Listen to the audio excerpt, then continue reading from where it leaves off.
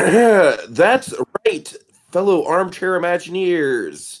Greetings, it is Tiki here, And BlueDragonFive. and it is the penultimate installment in the MCU before the endgame of it all. Welcome to our Captain Marvel spoiler cast, Dragon. Yeah. All right, folks, let's just get right into it. This is a very divisive movie, but I feel like this weekend is it's kind of rewritten history a little bit, Dragon. I feel like people are a lot more on board with this movie than they were expected to be, ourselves included. I mean, I think you and we both agree that this isn't a top 10, like, high caliber, like, top shelf MCU movie. But I feel like at the very least, it's a more interesting and more ambitious movie than the trailers perhaps gave it credit for, Dragon. So, diving right into my kind of extended thesis for this thing.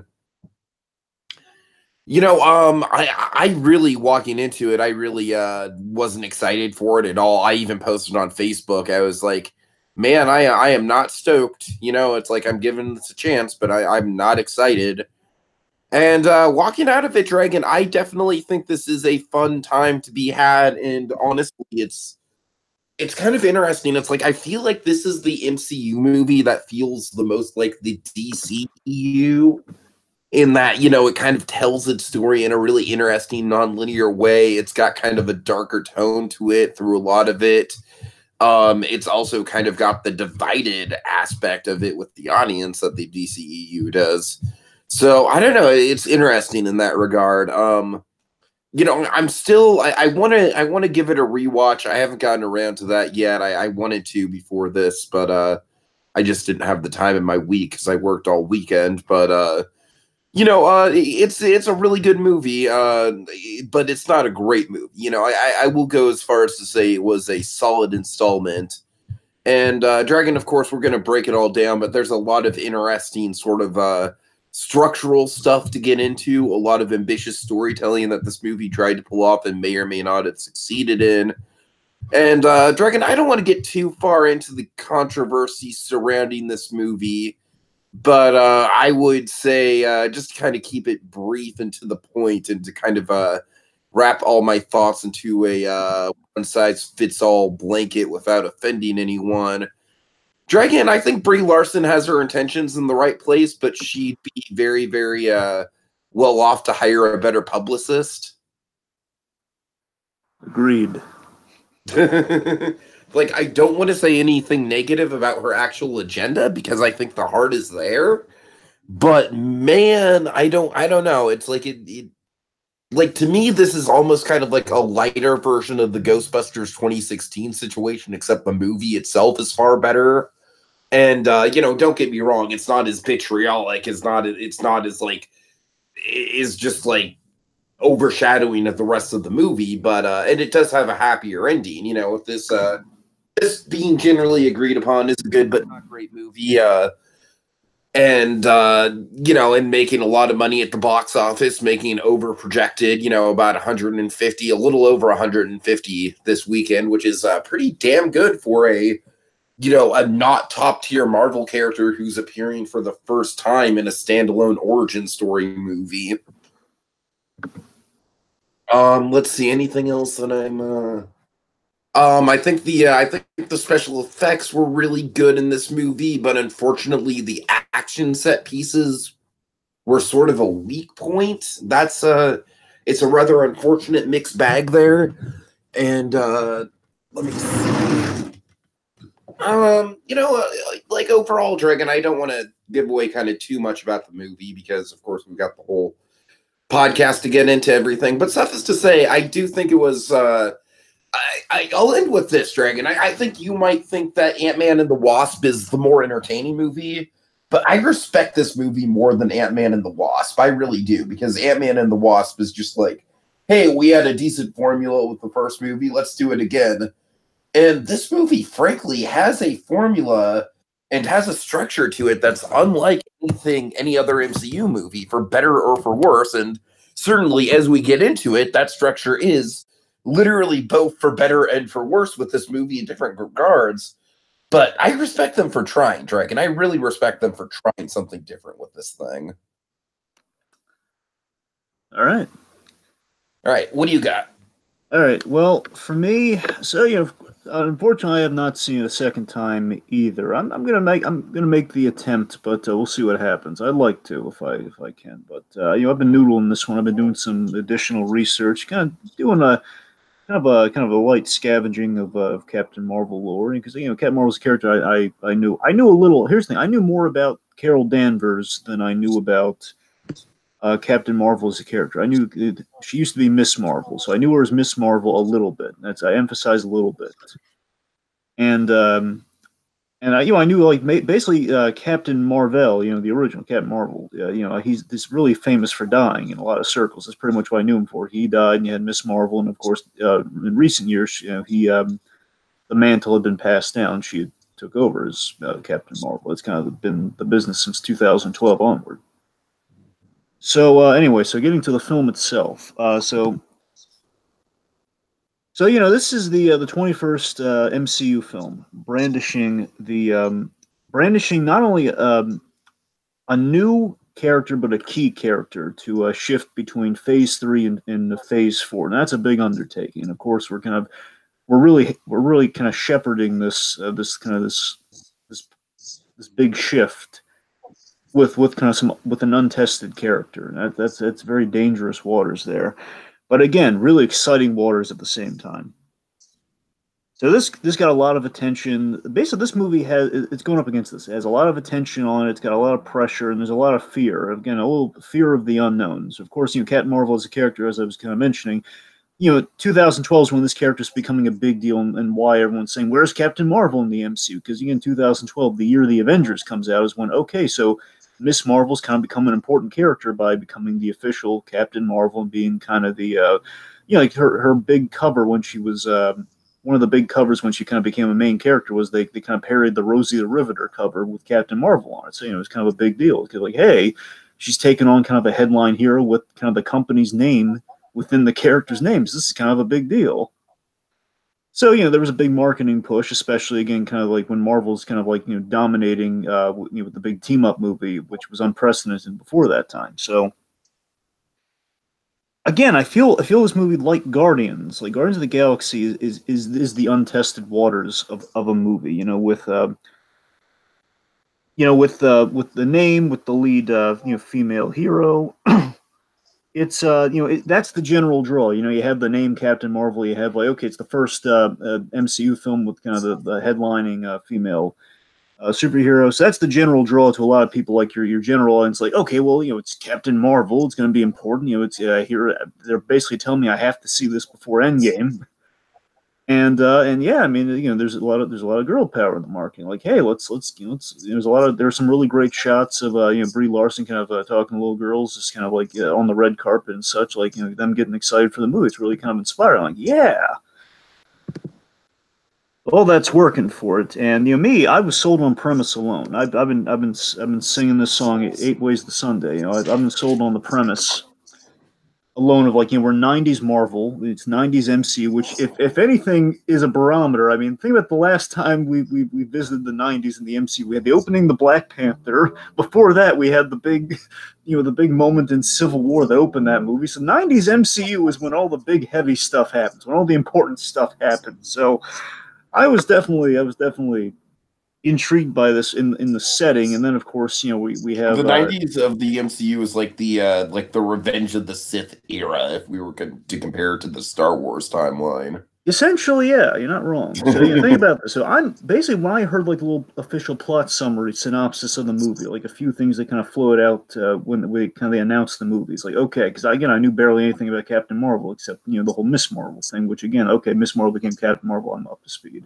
I think. So, you have 90s Marvel, you have Nick Fury in the movie, young Nick Fury using all the Lola, kind of digital technology. And Skrulls, the villains that they've been trying to get into the MCU since the very first movie. They need an alien invading force, and Skrulls kind of fall into the Fantastic Four and, all the whole Fox Marvel deal at the time, and they had to change it up to the ultimate version of the Skrulls, which is the Chitauri, which essentially is watered down, uninteresting Skrulls, which is what we got in Avengers, but we had Loki, so it didn't matter. Anyway. To its credit, I think the MCU has been doing a good job of keeping the Chitauri relevant, and they're like, as the years go on, they become more and more memorable, like especially with Infinity War, their role in that. I mean, look, don't get me wrong. I love what they've done with the Chitauri because, with Spider-Man Homecoming and like the Agents of S.H.I.E.L.D., basically, even the Marvel Netflix stuff, again, they've been using the Chitauri had an impact. And there's a lot of crossover with the Chitauri, which is really cool. So the Chitauri, I'm saying the movies made the Chitauri better. I'm saying blandly that's what they were because they wanted Skrulls to the next best thing. When of course they kind of did something a little better with it. They kind of gave it some world building attached to the Chitauri. So the point is this is stuff that I already liked, and of course we have there's word of Ronan and Korath who are going to be in this. Characters who were in Guardians of the Galaxy I wanted to see a little more fleshed out. It's this could be great, and of course announcing Brie Larson the role. I saw her in Room before this, which from what I understand, Room is pretty much what got her the role because Room comes out, then they announce hey, we got Brie Larson for Captain Marvel, and she's really good in Rooms. Oh yeah, she can act. I can buy it. I don't know anything about this character, so I'm just going to go in blind. What could go wrong? It's going to be great. So suffice it to say, we had a lot of bad marketing for this movie. Bad marketing and basically had a really lackluster teaser. It didn't have kind of the hook. The Marvel movies have had really tremendous teasers in the past. Look at Thor Ragnarok, look at Black Panther. I mean, those are teasers that sell you on a movie instantly. Even Age of Ultron. Exactly. So they've been great at marketing, especially with the initial trailer release. So basically, this is the first time in a long while, I guess, if maybe ever, at least in a long while, let's say, that our movie has a teaser that just really isn't grabbing you or really kind of selling you. It feels like kind of it feels like an early days, if not something that's never unprecedented event for Marvel. It's the trailer just is it's Marvel. It's pretty much what they're saying in the trailer. It's not really any draw or anything. I mean, again, they're not really showing off the Skrulls because again, the first teaser, I'll remind you, didn't introduce Skrulls. It was just hey, she's punching an old lady. That if you don't know what a Skrull is, you're going to be a little lost. And then of course the big confusion. I think the chain reaction that gets us to where we are, Tiki, is where we are with the whole marketing kind of hullabaloo that was going on with the whole Brie Larson kind of publicist nightmare. Mm-hmm. Is of course that trailer again because there's not really anything to cling on to, and ordinarily in a Marvel teaser we cling on to characters or big moments of okay, I'm something sold me on Downey Jr. here. I want to see where we're going with this, and she didn't have any of those moments. And again, from the get-go, I wanted to give her the benefit of the doubt because I knew from Room she can act. But I'm thinking, I don't know, she's just kind of they didn't use any of the good shots, any of the good action, no quippy one-liners. I'm not saying she has to be quippy, but no kind of cool lines or anything that really kind of she's not doing anything. She's walking around. We're supposed to, and she's important. We don't know why she's important, but she's important. And again, she's not smiling, but again, smile as in a term of personality, not smile as in she has to be all happy-go-lucky. It's not a Kilgrave Jessica Jones smile sort of thing. It's nothing like that.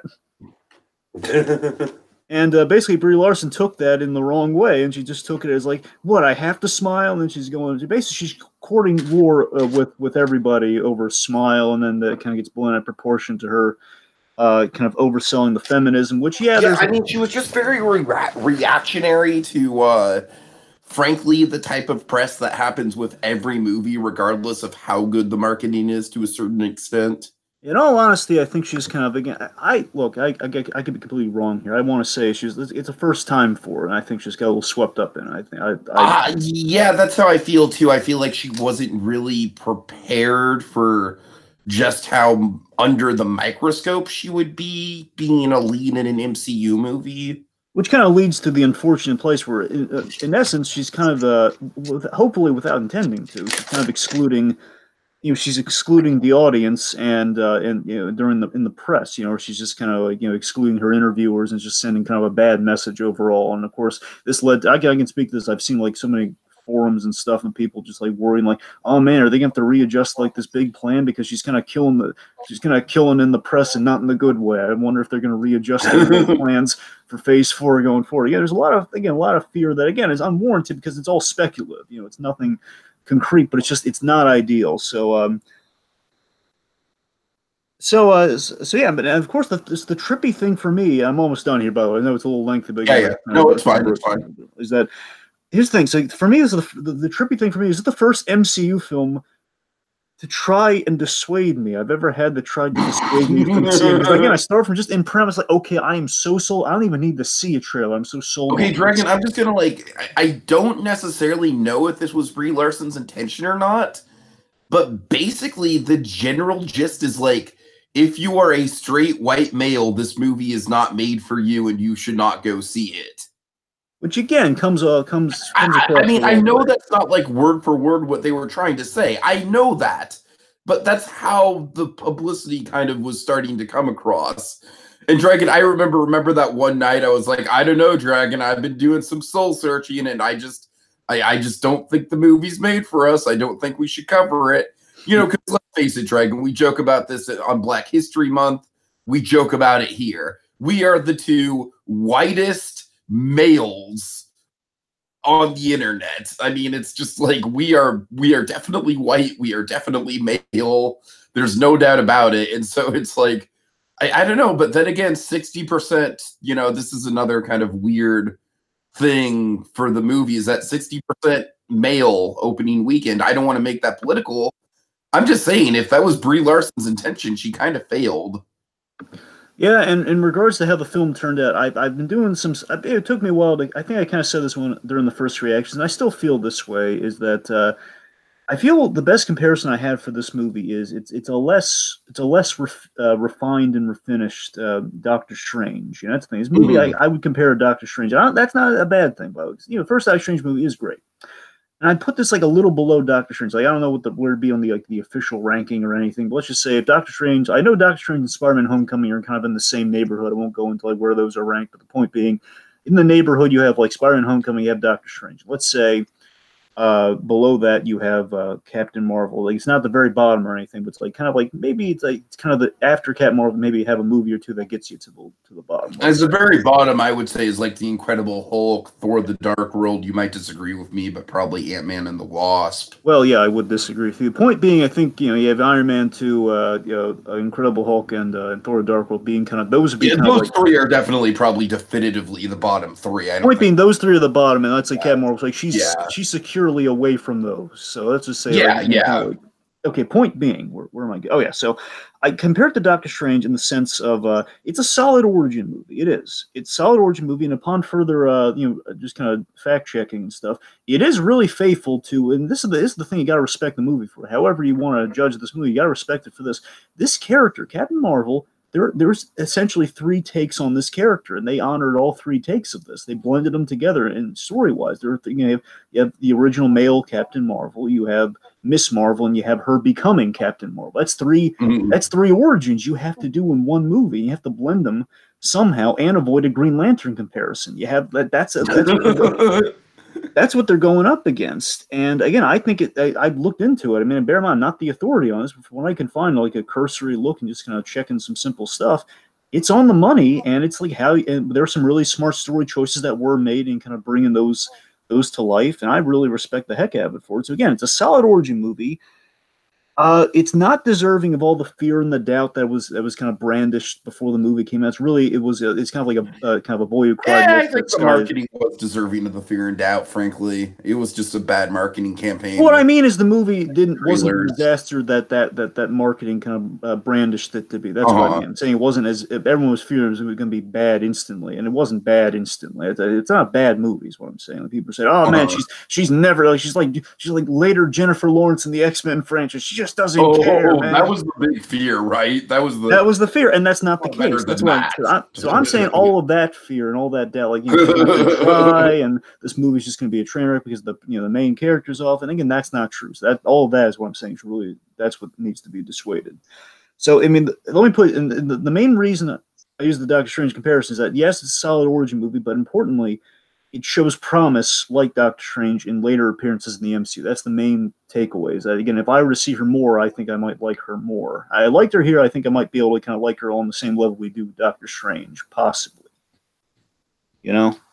Yeah, I could see that. I could see that. Again, the movie's no Wonder Woman, but it's a fun adventure in the MCU. Worthy of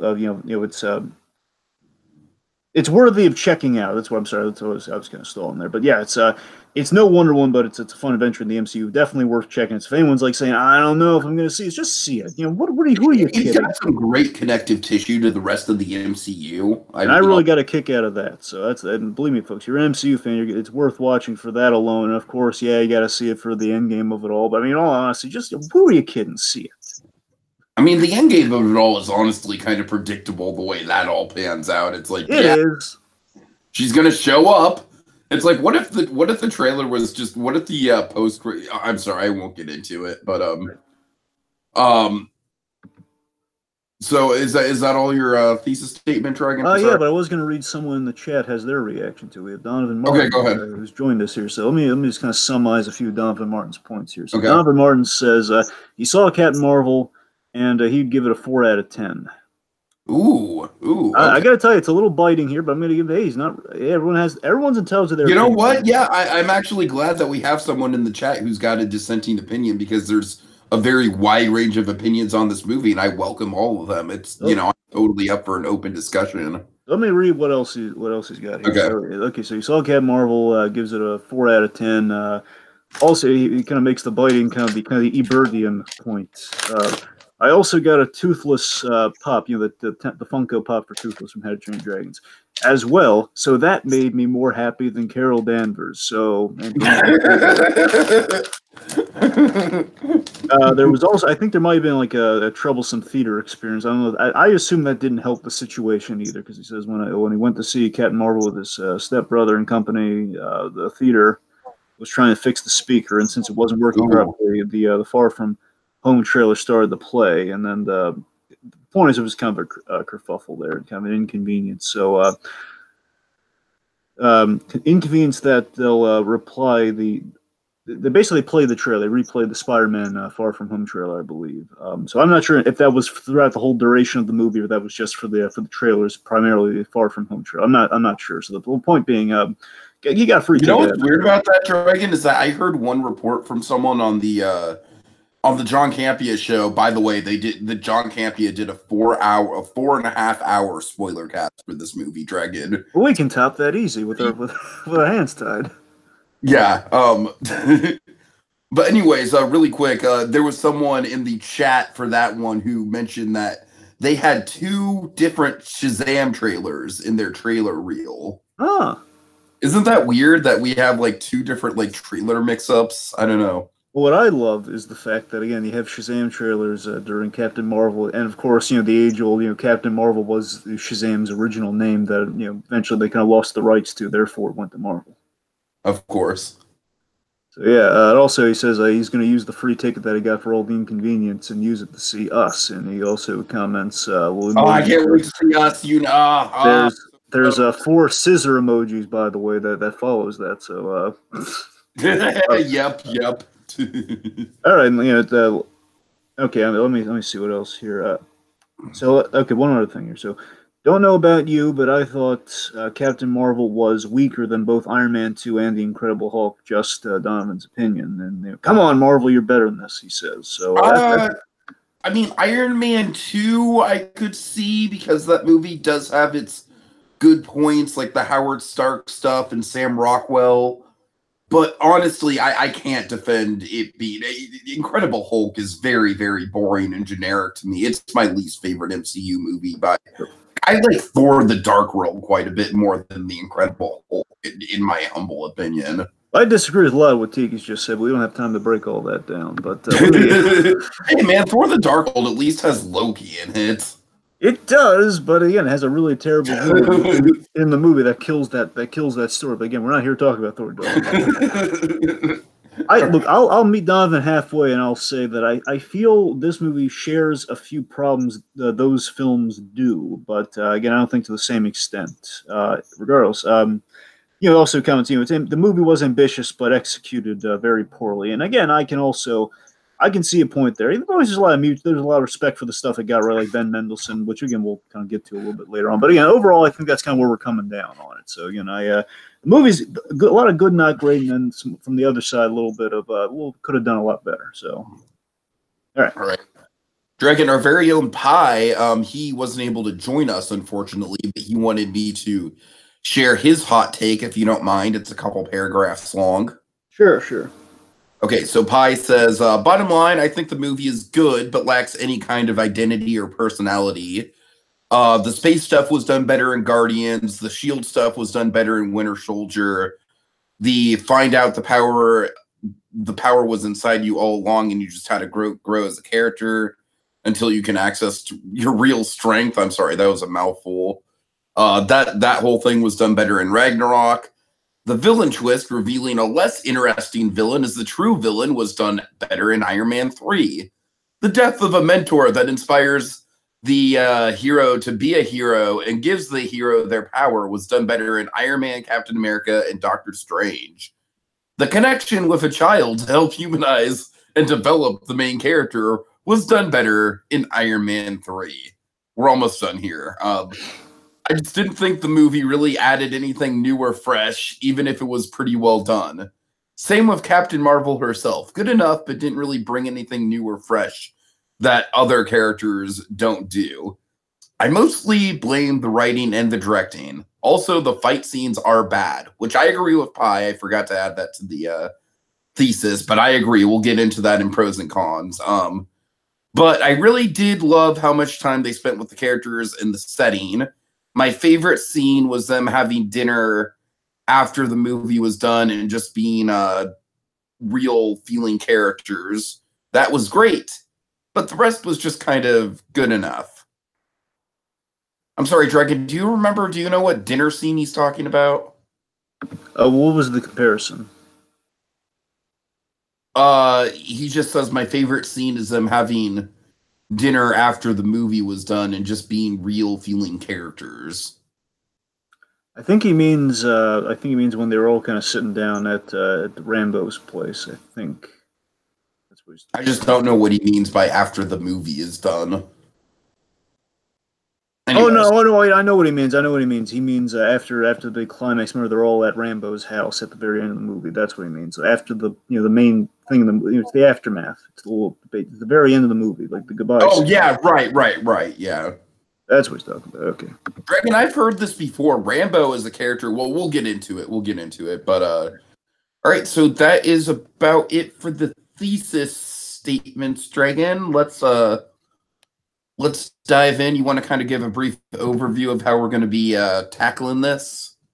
Yeah, sure, folks. Of course, this is going to be all spoilery, so we're going to assume you, the discerning audience member, has either seen the movie or just is throwing caution to the wind. It's like, spoil the crap out of this. I'm ready. So we're going to forgo kind of the plot summary, and we're just going to be kind of tackling mainly by kind of groups of characters. Well, don't get me wrong, we're going to we're going to start by tackling Stan the Man. Then we're going to get to Captain Marvel herself and the various forms of Captain Marvel, and then the kind of our human characters, followed by our Kree characters, followed by our Skrull characters, and vice versa. So basically, we're going to get through that kind of some typical pro-con stuff, and then get to the post-credit stuff. So basically, buckle up for the post-credit stuff and speculation. So basically, it's going to take a while to get to that if you want to get to it outright, folks. I'm sorry about that. You're going to have to kind of wait and see to get all speculatory because I know you want to. But meantime, though, we're going to start by paying homage to the great and powerful Stan Lee. God rest his soul. Yeah, this is honestly one of the best in-theater MCU experiences I've ever had. I gotta tell you, yeah, it is. It's, I wish it were part of a better movie. Like, if this happened in front of the Infinity War instead of Captain Marvel, it would have had, well, then again, it would have implied that Stan Lee would have died before Infinity War, so... I think you mean Endgame. Not much you can do about it, Dragon. I mean, this is the movie that landed in the timeline of, the first post-Stan Lee MCU movie, so, you gotta kind of take what you can get with that. And, it was just an excellent tribute. It was just, as soon as it started happening, Dragon, I think I was the idiot that was literally, so taken aback by it that I said way too loudly in the theater, I was like, oh, that's a classy move. That's a classy move. Yeah, I just love the sense of community in the theater. Everyone's just everyone was emotionally kind of swept up in, and they were all like you heard like collective awes and like oh, just it Mhm. was a thing of beauty. And I got to tell you, it's like one step away from a standing ovation. Everyone clapped right after. Like you, if people, if it were acceptable, everyone would stand up and just give a kind of a collective ovation. And it was a classy move. It was a very touching tribute. Basically, having all the Stan Lee cameos. And the thing that got me most with all that, by the way, was. When the logo turns to the side, the kind of lineup, Marvel Studios, you can kind of see some extra cameos, basically like shots of like him and Robert Downey Jr. is kind of like shaking hands or meeting each other. There's like some extra stuff on the side. That stuff that got me. Nice, nice. That was it's pretty much every cameo was there and more. So that was just really delightful. And I love the freeze frame then just kind of go through see if like they got like every with the whole, see if they had what other cameos they had there. But it was great. Mhm. Of course, let's talk about the other cameo while we're on it. Just kind of cover both cameos. Of course, the Marvel Studios they already had it like in the bag. I wouldn't have been surprised if they. I knew they were going to do something else, but even if they did, it's like how do you top that? But then they had something that was even more. So that broke Kevin Smith. By the way, this other thing like Kevin Smith was bawling in the theater. He was. I mean, he was really taken aback by this beautiful cameo that Stan Lee had in this movie. I mean, honestly, I don't think it's as good as the logo, but that's just me. I think the logo was. I don't think it topped that, but Well, no, I'm saying for Kevin Smith though. Like that's what I'm saying for him though. That was quite the connect. But yeah. yeah, yeah. So well, the bus cam is what we're talking about here. So the bus cam is really nice because we're in 1995, which of course ties in the Mallrats, and he's reading the Mallrats script. And he's kind of going over the lines, and then Captain Marvel like kind of like basically kind of puts the pages down, gives him a look, and then this is the thing that kind of gets me about it. He's smiling. Stanley just smiles at her, and then she smiles. She kind of smirks back at him with a smile. And to me, see, here's the thing. Later in the movie, they have like a non-classy, like kind of on the nose reference to all the smile controversy. But to me, through smiling Stanley, that's a beautiful way to address. That's a classy way not only to address that, but also it's a really nice little moment with Stan. Like you have the other Marvel characters kind of like, Stan. It's like it's a beautiful little moment. Yeah, it's nice. It's nice. And the only thing that would have made it better is if he had a beard, if they kind of digitally gave him a beard or something. But and here's because in Mallrats, there was Stanley with the beard in '95. But you know what? I'm just gonna go out on a limb and say, they applied the beard with makeup in Mallrats. Let's just assume that. You know what? But again, seriously, I mean, this really, didn't occur to me till after the movie, till I kind of looked at what Kevin Smith's response was to this. But yeah, he was so touched by this because one, again, it's Mallrats, and two, it's again, remember, this is Stanley's first kind of cinematic cameo. It was his first cameo Yes, on the yes, big screen. exactly. And not only that, again, it's like Kevin It's still Smith. to this day one of the best Stanley cameos. And not only that, again, it's Kevin Smith. Again, kind of again. I don't want to just get sappy on you folks, but again, it's as corny as it sounds. Again, the guy was, by Stan's own admission, was kind of the son he never had. The guy who gave him work, the director. Again, Stanley had a daughter. Closest thing he's ever gonna have a son might be Kevin Smith, and the guy who could carry on the legacy of just kind of like the emissary of comics. It's the guy kind of the goodwill ambassador of comics. It's all beautiful stuff, and the thing that I'm sorry, the last thing is that. That Kevin Smith pointed out was that he's in the MCU as well. Now, how sweet is that? He's always talking up the beauty of the MCU, and they actually kind of put a reference to him in the movies. That's every fan's dream come true. How nice is that? Yeah. Now All I right. want to see. Now I want to see Blunt Man and Chronic as part of the Avengers. Well, they're recruiting, so. All right. Okay. Right, so, yeah. So let's talk about the many faces of Captain Marvel Dragon. We kind of we kind of Christopher Nolan's thing.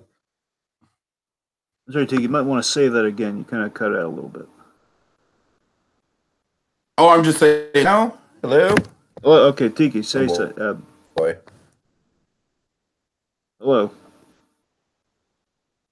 If it Dragon, I'm gonna pop it out. All right, okay, I'll start us off.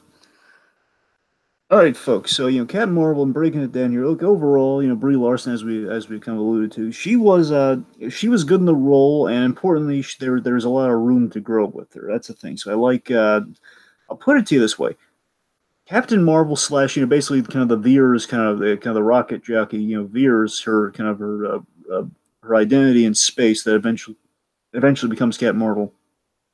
That I really liked. I loved what she did with that. She's I really liked what she did with that. I should say. She's I like she plays it confident, yet she's not too cocky. She's confident. Like she's not.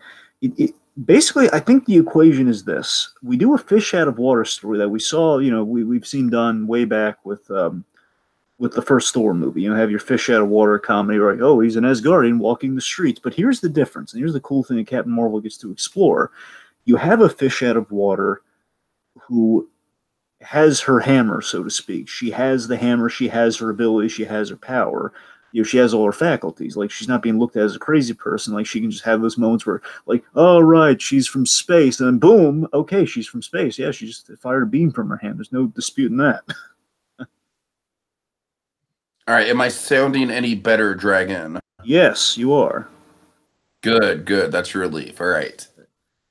Where was I? So basically, I'm just overall, I'm talking about Brie Larson's performance. I was going to fire into the kind of many faces thing, but what I was saying, Tiki, is I like Sure. that. Well, what I would say is that I feel like there's definitely a Christopher Nolan type like Russian doll element to how we get the Captain Marvel character. The Captain Marvel character in this movie is not just presented in one breath. Yeah. Which is interesting, and again, that's the ambitious part of the movie that I do respect. However, I do have misgivings about it, which again I think we'll further explore when we get to kind of pro cons, and I'll get into the specific reasons why. But let me put it this way: the equation I have to, you can tell me if I'm crazy on this, because I've been thinking about it. I think the reason, see, I like kind of how she's kind of confident, just kind of walking. I like the confidence in the role. That's what I kind of like about her. She's a little snarky. She's just kind of walking around there like she's not really doubting herself at all. But I love that she's kind of this fish out of water space ranger, so to speak. It's like a space out of it's like a fish out of water space ranger meets Memento sort of thing she's doing. It's like the comparison I have is that Thor. Imagine if Thor had his hammer when he was a fish out of water. If anyone had any doubts, he would just use his hammer. I can see that. Yeah, it's kind of like a less over the top version of what Thor was doing. Again, and she has instant validity. Like the fish out of water stuff is a little less cliche than it was in Thor. Don't get me wrong, Thor did some fun things with its cliches and kind of was a little tongue in cheek and acknowledged that they were cliches. But I don't know, this I don't think it's as fun as the stuff in Thor. But I think it's a little bit more grounded. Well, that's the thing, T. I think the key to it is don't forget, we need to get the image up too, by the way. Oh yeah, right. Okay. I think the key to it all, Tegan, I think the difference, the interesting difference is that again, she has her powers, which is like, what if Thor had his hammer when he was kind of stuck on Earth, when people can believe her instantly because she can prove it just very simply, where Thor didn't have that advantage, and I think that's kind of the difference. Sure. Anyway, so let's see. So in breaking down kind of this, we have we have her in kind of she starts off. Let's talk about Veers, the whole Veers side. Basically, like the Kree warrior, the Kree soldier in space, right? And kind of where she starts, and kind of like that's the fish out of water character arc of her initially. So she starts off as Veers. So Veers. I'm not gonna lie, Dragon. This section of the movie, this first act, I was when it was going on, like in the moment, I was kind of like, okay, this might be the worst movie in the MCU. You mean all the space stuff? Yes, because I just wasn't feeling it, man. I'd agree, and again, I'll get into a little bit more like why, but yeah, I would agree. I agree with the sentiment. That was the weakest stuff in the movie. Was the first act. Kind of pull an invert. I think the ultimate payoff of the space stuff, like the ultimate reveal, is cool and interesting and a cool kind of like Shyamalan style twist, if you will. But yeah, seeing a half hour of her just kind of going on like Guardians of the Galaxy light missions without the Guardians of the Galaxy charm was not the greatest way to start off the movie. It wasn't the biggest like selling point, it wasn't starting off on the right foot. True. Also, Pi echoes your earlier sentiment saying, quote unquote, not as not as fun but more grounded is a good description of the movie as a whole in a lot of ways, which Donovan agrees with Pie's point. Uh-huh. All right, yeah. So that's the thing. You're not. I agree with your point there, Tiki. Is that she? What I do like about Veers is again, Veers is the person that I was gravitating towards. Be right in space, is just a little by the numbers. Like, well, again, I'm not really kind of lacking. But when that character goes on Earth, is when she begins to come alive. It's kind of it's, in some ways is an inverse of Thor, inverse of the first Thor movie, which is kind of interesting. But she's kind of this, she's a rookie soldier, getting her powers under control. She and of course the link to we have a link between the powers getting under control with kind of her memory issues, kind of her mementoism, if you will. And again, it's a little been there, done that. Soldier. It's a little been there, done that. Soldier on a mission, which leads to eventually a lot of fun on Earth. And again, thanks to that whole she kind of be fully formed, or at least mostly fully formed. Again, she's fully formed in her abilities and her without any dispersions. Is she lying? Is she a threat? We don't have to do any of that. She's just in the thick of the action and can just kind of spring into it. I love how quickly Fury just catches on. Like, okay, this chick is for real. No beating around the bush here. Aliens exist. That's what I'm saying. I love that. That's the benefit of kind of how we kind of that's the benefit of the restructuring of basically the big ambitious kind of structuring the whole memory thing. We get to do stuff like that. That's the benefit of it. We don't have to do any beating around the bush. Now let's on the flip side, let's talk about Carol Danvers. Basically all the flashbacks. So we flash back to Carol Danvers and eventually the human, the Earth personality that was kind of that eventually is kind of found through the course of the movie. So Carol Danvers, in essence, I guess, is she's the girl who grew up. And basically, the way the comics put it, Tiki, is that she's the girl who grew up to be Chuck Yeager. Chuck Yeager being basically the ultimate Air Force pilot. That's what she grew up to be, and that's kind of the gist of Carol Danvers in premise. And she is in most interpretations, she's a test pilot who eventually kind of gets turned into a Marvel, who eventually becomes Captain Marvel. That's the gist of Carol Danvers. So they're pretty faithful to that. However, I think there's a lot lacking there, which again we'll specify a little bit later on. But what I do want to talk about is that she's this kid who keeps getting knocked down all of her life, who kind of worked her way into the Air Force. It is pretty thick on the nose symbolism, Dragon. Yes, Matthew Buck would have had a field day about it in his heyday. Yes, he would have. But I think where all that really comes into play, where kind of the bow gets kind of tied on things in a good way, is when so she works her way there, she works her way into the Air Force, which we kind of sidestep in a lot of ways, which is unfortunate. But she embarks on a very brave mission, and she sacrifices the life that she sacrifices the life that she had to help save the day. She gets into this big aerial chase, basically the big origin scene where we reveal she's kind of roped into this big kind of space battle on Earth, essentially, where she's being shot at by an alien, by a Kree ship. And she's going around, and of course, she kind of makes the big sacrifice play, and in doing so, she sacrifices that all of her memories of the human life that she did have. So again, Carol comes across as a good person. Basically, all the Aunt Carol stuff seems nice. Like, okay, Aunt Carol seems like a nice person. I don't know who Carol is, but she seems like a nice person. Basically, it's like generic nice. You're right.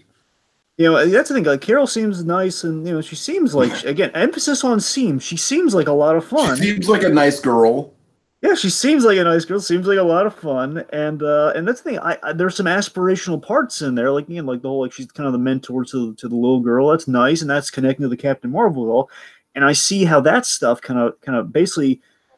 The main arc of Captain Marvel is that we take this blank slate character, take Veers, who kind of finds a piece of herself, and in reconnecting to humanity, we tell the classic origin story of Captain Marvel. And I think the male Captain Marvel, the very first one, it's the key to unlocking Captain Marvel, where Captain Marvel is a full-blooded Kree. In the original telling of the story, you have a Kree who sent a spy on Earth to tell if Earth is a friendly planet or not. Are they going to war against them? They basically they send a spy to Earth, and this guy kind of falls in love with humanity. Therefore, he takes the guise of a scientist, which of course we kind of see in the movie because another scientist is essentially Marvel. It's kind of what we do there. So it's all pretty similar. The point is, a scientist kind of sees, hey, the Earth's a nice place. We shouldn't try to we shouldn't see these guys as the enemy. And of course, that puts him in conflict with the Kree, and he kind of is welcomed to Earth. It's kind of like a vague. kind of Superman meets Green Lantern for Marvel. It's kind of what the gimmick was. Dash is Steven Universe. That's a better comparison. Yeah, it's definitely the Steven Universe there. So essentially, that's the story of Captain Marvel. And what we've done cleverly in the story with this structuring, and I got to give it major points for here, is that yes, it's a little convoluted. It's a little convoluted in the whole like how we patch together the memories, and we can't just do this all straightforward. Where again, we get to sidestep a few things. That's the plus. That's the pro. The con, unfortunately, is that we do lose. We have to wait for some obvious payoffs. We kind of know where it's going. I don't think we really need to have a big mystery about it. We're okay. So basically, the mystery of who did it. But aside from that, it's like okay, we know where it's going. She's gonna, yeah, she's gonna like the reveal that her identity was stolen from her by the Kree and replaced with a new identity. Like I thought that honestly paid off well in its own kind of zany Shyamalan-y way. Yes. And that's the thing. There is a payoff, and again, the payoff being she finds the missing piece of herself, which again is kind of the whole like going from a Kree to kind of a half-blooded Kree to being Captain Marvel, basically a Kree with the connection to humanity that she was kind of zapped away from. She regains that connection to humanity, which makes her again the perfect kind of bridge between the two, being kind of half Kree, half human, full humanity regained, and that's a point. Basically, what she learns from the other Marvel, and again, the key to unlocking her arc and kind of getting her to taking that name and earning that name, Captain Marvel, is that she excels beyond the mission. She excels beyond the mission, and the mission being like, okay, you're a Kree, you're going to go down there, and you're locked into what they tell you to do, which the whole supreme intelligence thing. You're locked into what they tell you to do. You're a soldier following orders, and she defines her own orders, her own mission, and that's what the original one did. And she kind of takes that on of like, okay, I'm going to do what I think is right, and right now the Kree's not acting heroically, so I'm going to act against the Kree. So again, this is all coming from this is all kind of aligning really well where their payoff is. Just getting there's a little clunky in places. Mm-hmm. I'm going to make the choice to be open-minded, be an open-minded Kree. I'm going to be a Kree. I'm going to own up to that. I'm not ashamed of who I am, but I'm going to take that, and I'm going to save all the innocent people, not just the people that we deem innocent or not. Tiki, I'm going to have to step out for a moment here. By all means, either plug JGI or just kind of the grab bag specifically, or just gonna keep the folks entertained for a moment, would you? Yeah, I can just keep going on Captain Marvel, honestly. Sure, by all means, I'll be right back. All right. So yeah, folks, let's see. With the Captain Marvel stuff, like I said, I do appreciate the structure it's ambitious, but it's not really paid off all that well, unfortunately. It's it's one of those things where it kind of prohibits the movie from sort of reaching its full potential, but at the same time, I can sort of admire what they were doing with it. I can sort of admire, like, all right, it was kind of a swing and a miss, it was kind of like, but at the same time, I feel like the structure does give the movie its own identity, and that's what I respect about it. Like, I don't think there's any other MCU movie where the story is just told completely out of order, and the memories do kind of have to do with that whole thing. By the way, one of the things I really want to get into is that scene at the beginning, basically at the end of the first act, where the Skrulls hijack Captain Marvel's brain, and we get that sort of very, very trippy, almost Doctor Strange-esque sequence of all the different memories kind of coming in, and we have the Ben Mendelsohn sort of narrating, and we have like the different Skrulls kind of talking about, like, oh no, rewind, go back. That was all done really well. All the memory stuff. I thought it was interesting that basically the framework of the movie, what we're seeing in the course of the actual movie itself, is Captain Marvel's fragmented memories, is what she's seen in her own mind. Like, we're put in her shoes to a certain extent. Yeah. All right. So I think we've got everything out of the way when it comes to Captain Marvel, unless you got anything else, Dragon. No, I think we got it covered. Let's move on to we spoke a little bit of Captain Marvel's humanity via Carol Danvers. Let's Which, by the way, I don't know if you know this or not, but because I don't, did you ever get into Supergirl at all yet, or No, I've never touched Supergirl. The funny thing is, and I think there's something they did for the series. I don't know if it was in the comics, but the thing that kept bugging me like crazy because see, for a while, Carol Danvers is her name. It's always been her name. However, now Supergirl comes along, popular show, and they gave they gave Supergirl herself, Kara. They gave her not Kent as a last name. They gave her that she was adopted by a different family. That's name was Danvers, so it's Kara Danvers. What? You can imagine. Oh God! Oh, now you can imagine. Must have been intentional. Maybe.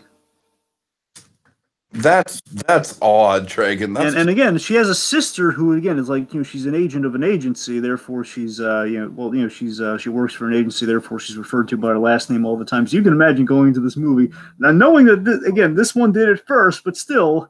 It's just the weird thing. Marvel and DC just keep competing with names with each other, with the Captain Marvel namesake and now the Danvers namesake. It never ends. It never ends.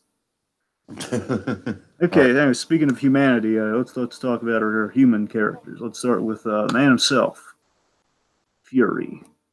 Even his mom calls him Fury. Just really quickly before we get into the characterization. Dragon, I gotta say, the de-aging of Samuel Jackson and how seamless it is and how it blends into the rest of the movie to the point where you don't even notice it. I'm honestly gonna go out on a limb and say it's the most impressive CGI that the MCU has ever pulled off. Or, I'm gonna throw this at you. Buckle up. Or, okay. In filming Endgame and getting ready for Endgame, one of these reshoots, to make it sell again, because they like practical effects when they can do them. Because most, some of the greats do that.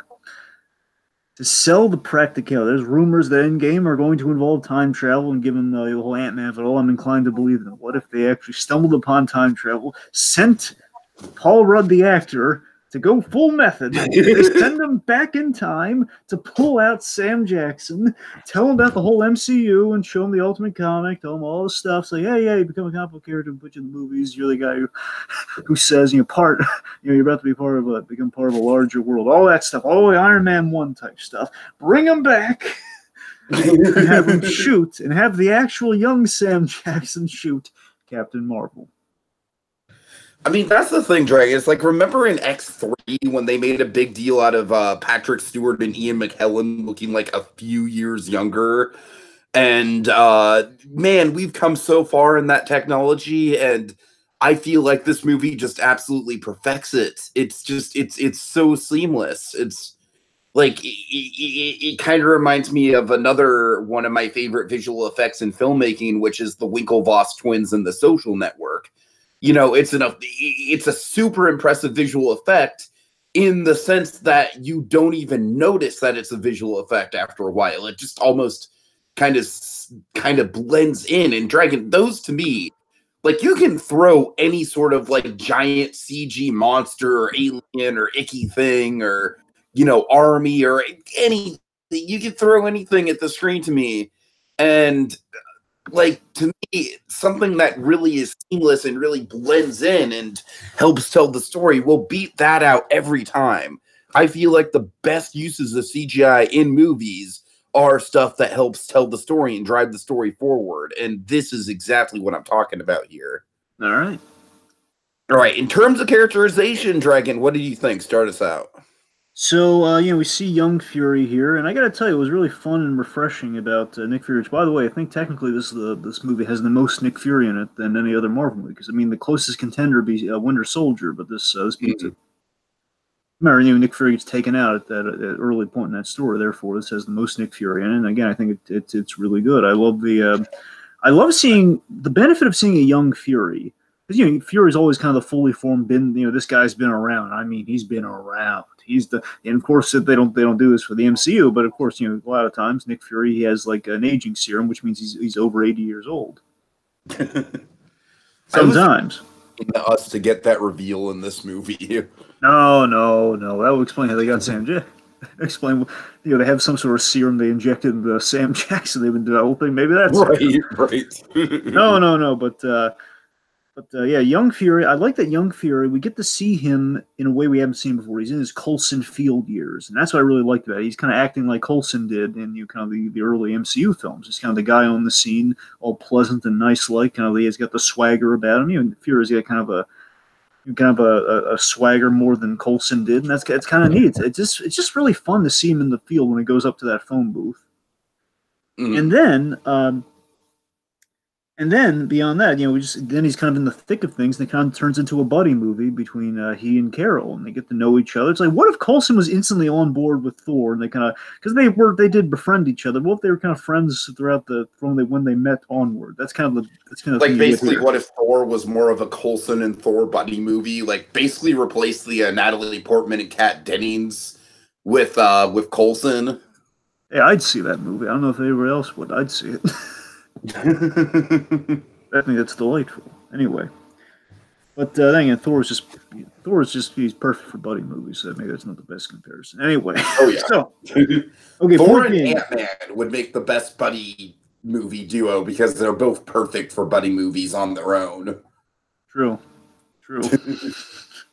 No, but seriously, they had a really great back and forth. They had a really good back and forth. Jackson and Larson, they really just they've been having a lot of fun too. I remember when they did the Oscars, they were kind of like doing some banter on stage. You get a sense they really like working with each other. And I believe they also worked on Kong Skull Island together.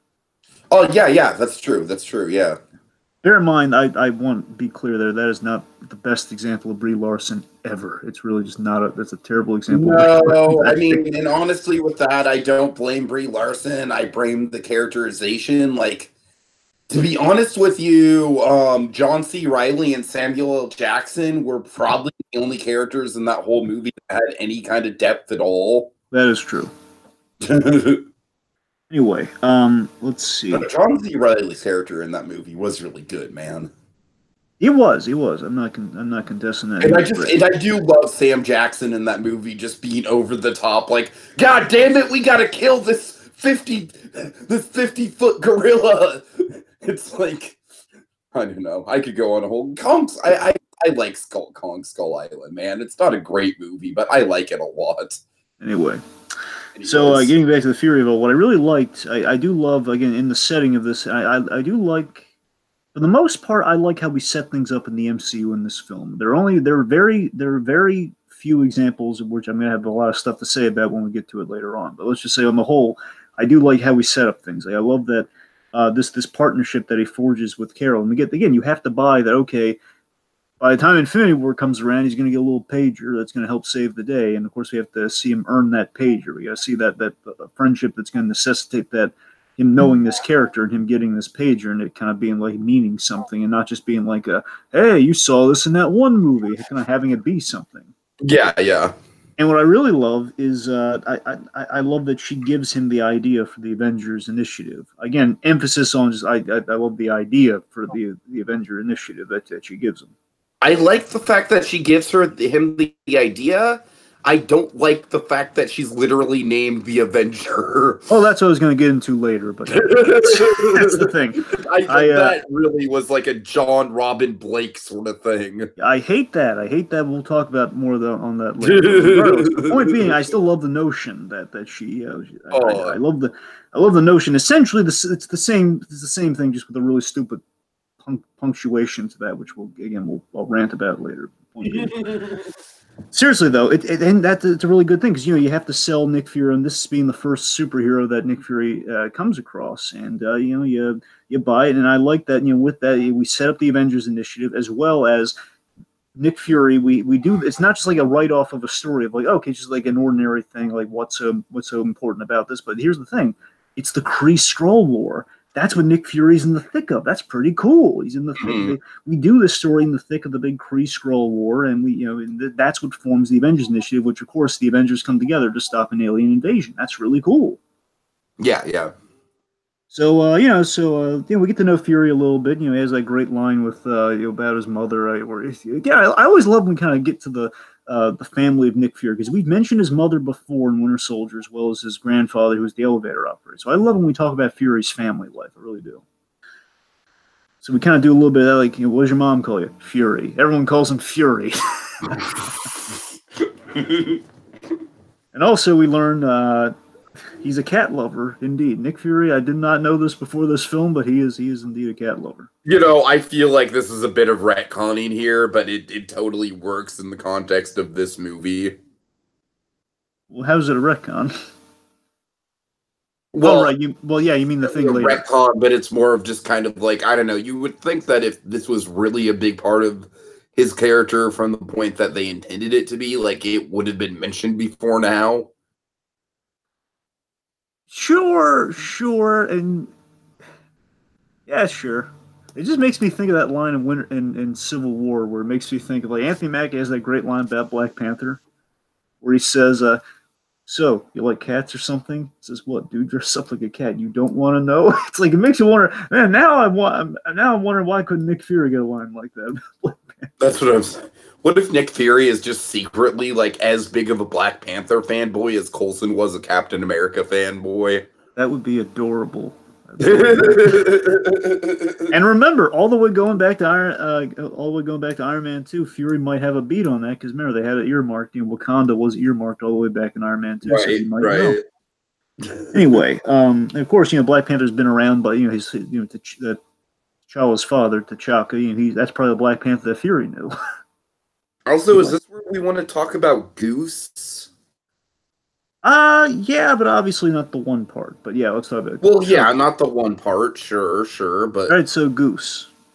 I mean, generally speaking, I think Goose is like maybe a little unnecessary, but he was frankly probably the only really effective comic relief in this movie, but he did his job well. I mean, that's the thing, this movie is a more serious MCU movie, but Goose was really effective in the comic relief he did provide. Yeah.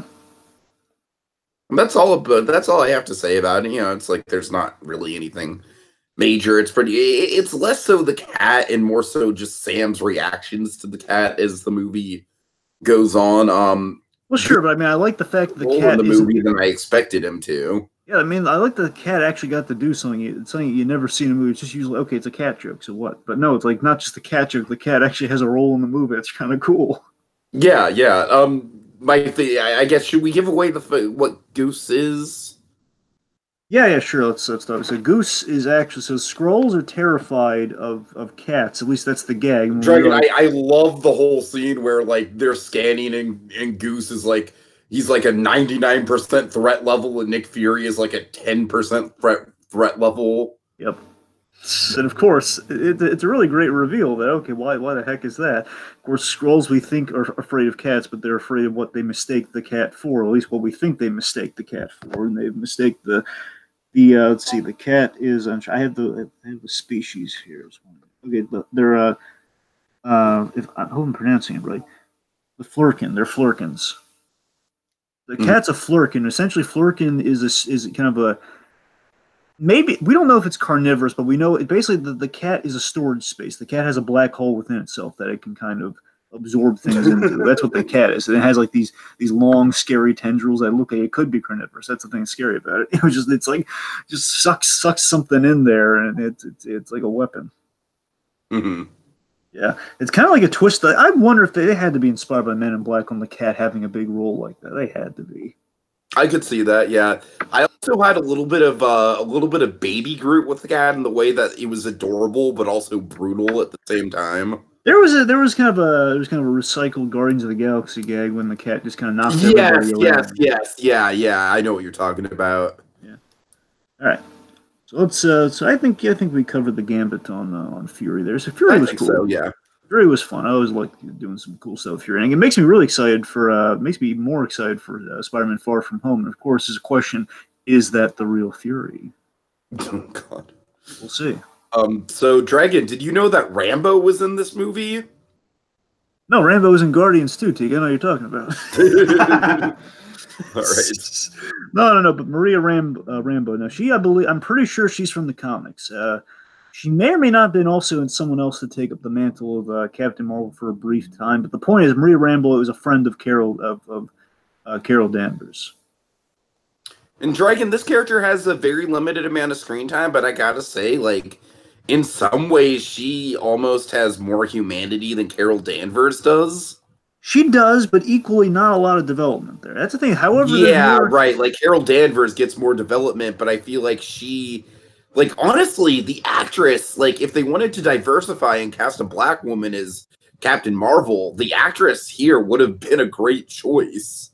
She was great, and that's the thing. She's basically she. Here's the thing. I want to say nicer things about her, but again, there's just not a lot of story. There's not a lot of There's just story. not a lot to go off of. Yeah, it's like she's very energetic and has a good screen presence in the moment she does get. It's just there's not a ton there, which is She unfortunate. she was cool. Again, that makes me want. I'd love to see more done with these characters. And again, like Maria, it seems to me She's one of the side characters I would like to see pop up in a brief role in an Avengers movie at some point.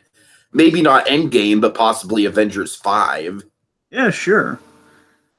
I mean, she's she's kind of the cool Top Gun esque friend, because they have Mhm. kind of a Top Gun dynamic, hence the cat being called Goose and everything.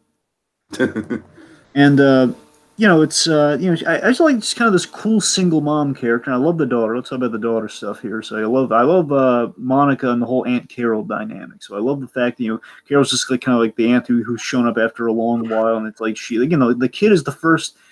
We don't have a lot with Carol's humanity, but I do love that the kid is the one who recognizes her and kind of tells her that she's human in a way. And I really love Aw. that moment. Or like the kid is the best tie to reigniting the flame of Carol Danvers' humanity. Like she's the best part of doing all that stuff. That's where they're hitting it right on the money. Basically, that part to the ends when they, basically the girl is the payoff with one of my favorite scenes in the movie where she designs the suit. Like I love that. I like that scene. That scene was fine. I just I didn't necessarily like the whole how does this look fresh. Well, remember she's watching Fresh Prince of Bel Air. I know she's watching Fresh Prince. I get the joke. I just thought it was a little on the nose and corny. Well, again, they're having '90s fun. I mean, God knows how many No, '90s I things. know. Speaking of the '90s fun, I know it's an easy joke, but my favorite '90s joke in this movie was all the dial-up internet stuff. That was hilarious. I was like, "Yep, I'm old enough to have lived through that. I know exactly what that was like." I don't know why I love seeing the old computers. I don't know why. It's just like saying, "Yep, Oh. the days. Those were the days when." But like I said, it's not like this movie broke new ground and is the first '90s movie to ever have a joke about how slow the internet was. But man, it's fun. It's fun. However, something really funny. I believe I told you about this. The marketing for this movie. The one thing they did one thing right, folks. One thing right. With the marketing. There's the website for the movie, the official website for the movie is styled after Yeah, I forgot to check this out, but you told me about it. assuming Yeah. it's still up, I'd recommend you check it out. I don't know if it's still up or not, but basically the website's modeled after a '90s website. It has like some games built, like Smash a Scroll type game. It's like Yeah, which is great because like that was one of the things with '90s websites is that for some reason they all wanted to have video games. yep. And it has it basically boots up the trailer in like a really the way it used to boot up. It's great. Anyway, but yeah. So let me see if there's anything else.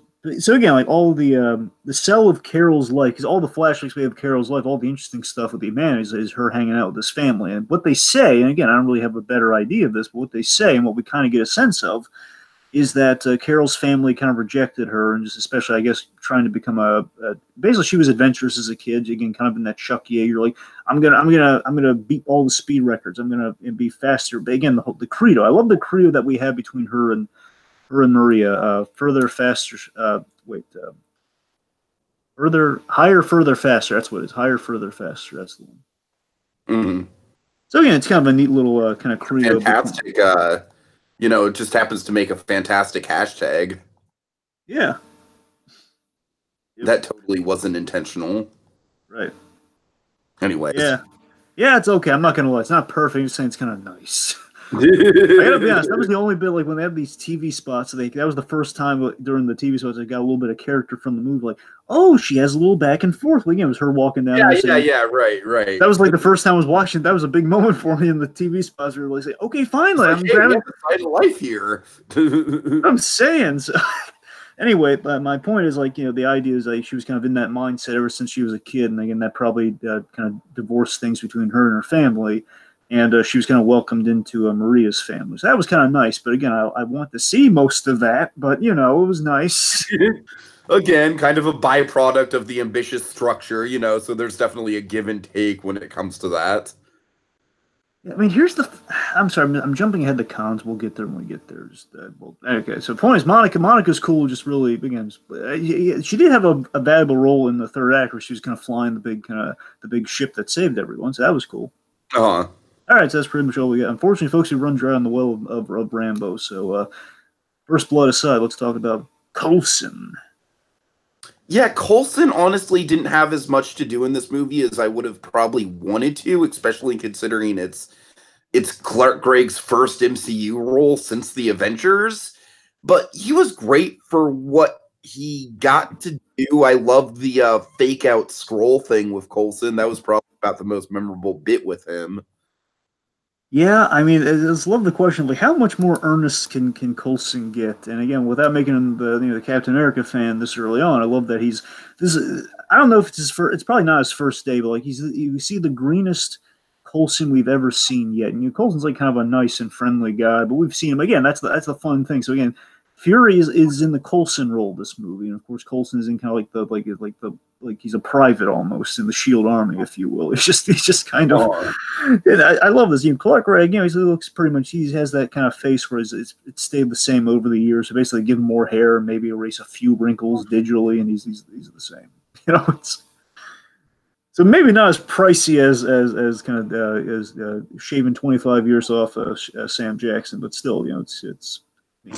But yeah, basically that scroll bit is the best part with Coulson in the movie. That scroll bit was tremendous. Again, that's the sell of the scrolls, man. They can be next to you and you don't know. Mm-hmm. That's the cool thing about scrolls, and they had it in that scene with Coulson of all people. So that was, and again, someone we instantly trust as an audience. That was clever. And speaking of trust, exactly. And speaking of trust, one of the great scenes in the movie was we see the beginning of Coulson and Fury really becoming friends and becoming kind of the right hand man of Fury, where he we see he believes in Fury, therefore he lets him go in that hallway scene. That was a great scene. Mm-hmm. All right, but yeah, I agree with you totally. Dig it's a smaller role than I would have liked because basically, again, they announced all these characters I was super jazzed about the movie about, and then they didn't do a lot with them. That's kind of made me sad. It's like, oh man. Yeah, we'll get to that with Ronan too. Yeah, and okay, so I think we've run the gamut of our human characters. Let's get to the Kree. All right, the Kree. Starting with Jude Law. Yeah, starting with Jan-Rog. I don't have much to say about him. He's kind of like a generic sort of mentor figure. Yeah, essentially Jude Law plays a red herring in this movie, and it's a decent. Yeah. It's a decent red herring, but nowhere near the lengths of red herrings we've had in the past. I mean, I would have liked to see Jude Law play an outright villain, honestly. Well, he is in it. Well, honestly, I feel like it's a bit of a waste. Like, it's a fine character, but I think Jude Law is too good of a casting pool to waste on a fine character. You know what I mean? You know who they offered this role to before Jude Law? Who? Keanu Reeves. Huh? I don't know about that one. Yeah, well, Keanu Reeves, he said he wants a more substantial, because he knew this is going to be kind of a smaller or one and done, or basically kind of hero turn villain sort of thing. So he wanted a more substantial role if he were to do the MCU. Anyway, but yeah. Jude Law, here's the thing. It's when you cast Jude Law, you get the charm, you get the trust, and I like that it was kind of this. They have the charm and the trust with an edge, and the edge was that again. There's something a little intense about this guy, and something that this guy's he's the tough as nails mentor teaching her. We all everyone going into this movie assumed that he was going to be the original Captain Marvel, who was male. That's how right, yeah. And I respect what they did with it. Again, I don't think it plays in their favor 100%, but I mean it plays is what I'm saying. I'm totally against it, but I like that we kind of had our cake and eat it too with this. Where, in essence, he is the mentor like Captain Marvel was, so he is that role. But he's also he plays both characters faithfully, I suppose. Very primarily, he is this Jan-Rog character who is tied into Carol's origin. So the whole. So basically, the third origin of this Captain Marvel, when basically Carol Danvers when Miss Marvel became Captain Marvel, this guy was involved, and it pretty much plays out like you see in the movie. she shoots the engine. She shoots the engine. She gets caught in the explosion, and it's because of the battle with this guy. And she loses her memories because of it. So all of that is from the battle with this guy, which in essence is the reveal. So that's all faithfully done. I can't fault it for that. And I love the redeeming stuff they had. Basically, I had the best comparison for Yanrog here. Yanrog is a far less interesting Yondu. Yeah, far less interesting for sure. Really, it's far less sympathetic. I won't. Maybe interesting is a little harsh, but Yondu is one of I would say Yondu might be a top 5 MCU characters pool for me. So, well, I know Yondu may not be the best comparison, but I say Yondu because think about this: you have a character who's tough as nails, and he's the mentor figure, and of course, who he really reminded me of, honestly, is Willem Dafoe in Aquaman. I kind of buy that. I can see that. I mean, he has more of a villainous edge than Dafoe had, obviously, but it's still that kind of tough as nails, mentor figure. And the point again, the main reason I go for the Yondu thing is that he saved her, and that's how it goes too. Right, right. Well, she gets a such a better character. Well, sure, that's the thing. But the point is, Yanrog in himself here. He saves Carol with that transfusion, so he's the reason she's half Creed and kind of the other, and kind of is fully formed into the Captain Marvel thing. Therefore, there's kind of a respect and a mentorship. And the interesting idea with Yanrog, maybe we don't explore enough because again, if we do a review, we can't explore all of this. But I think what they kind of touch the hem of is the idea that he is, Sorry, let me rephrase this. He does care for her, but bear in mind, she is his purpose. His purpose was to retrieve the engine, the space engine, which we'll talk about a little bit later, which is going to be really cool. His mission is to retrieve the energy source that would make the hyperdrive possible, essentially. Uh-huh. And now she's absorbed that, therefore she is the target, she is the mission, therefore he needs to take her back and save her life and all stuff. So the question, but again, he then trains her and kind of redirects her purpose. He turns that mission into her purpose and kind of links her to him indefinitely. So in that sense, it's kind of like there is kind of there is a respect there, which is kind of interesting. But again, a lot of it is we don't have enough answers. We don't spend enough time with him to get how he feels about any of this. That's the problem. Yeah, it's just kind of like an underbaked role that could have been a little bit more interesting, but I don't know, that's the thing. I feel like this movie is a little bit overpacked in general with characters, so I feel like that's a problem that can be almost sort of describing every character in the movie to a certain extent. Right. It's maybe Captain Marvel herself and Fury.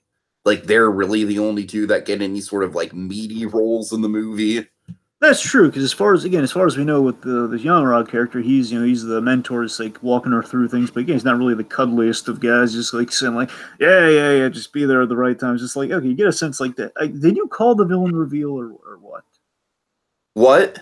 Did you call the villain reveal while you were watching it? I can't say I did. No.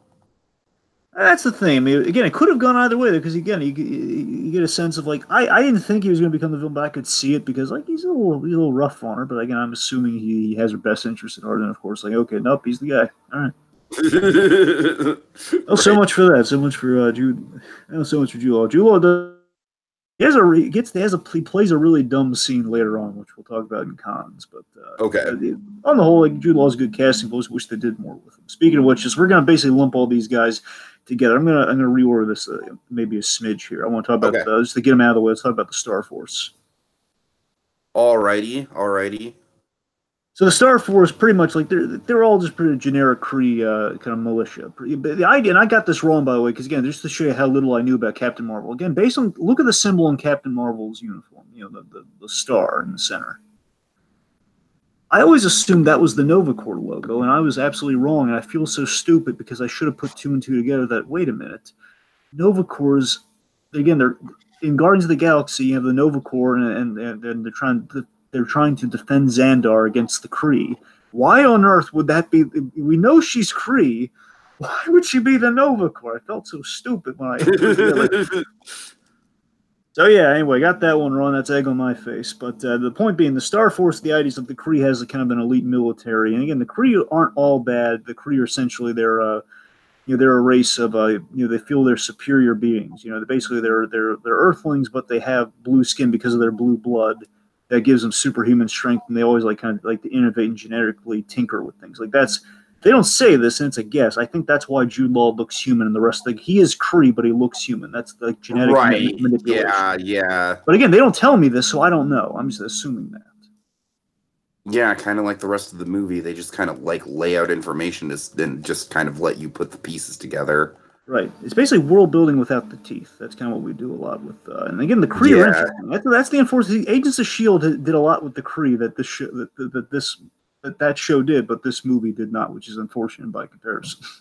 Mm-hmm. When you really think about that, we did more with the Kree because essentially the Kree is. Well, I mean, to be fair, Agents of S.H.I.E.L.D. had seasons worth of TV to to develop. By the way, little fun fact, and this is kind of a cool thing of like putting Coulson in this movie with Kree's in it, is that the way she comes back to life, Kree blood does have a healing property to it, that's what brought Coulson back to life. He has Kree blood in him. So that's probably the biggest tie that we've ever gotten in between the Marvel TV shows and this. Then, yeah, it's basically they made kind of a mixture of like let's just call like some green goop along with Kree blood. You mix some colors, which of course the blue blood with some other substance that creates. Basically, that's the serum that brought Coulson back to life. It's like adrenaline mixed with Kree blood. That's what brought him back to life. That's the key that saved his life. Gotcha. All right. And they erased his memories too, which is again, oh my god, he's best. He should be besties with Captain Marvel. What happened there? Right. This occurred to me right there. Like, oh man, why didn't they have more scenes together? Wow. Anyway, well, maybe going forward, if they bring Coulson to Endgame like they should, then they could do that story. Who knows? I don't know.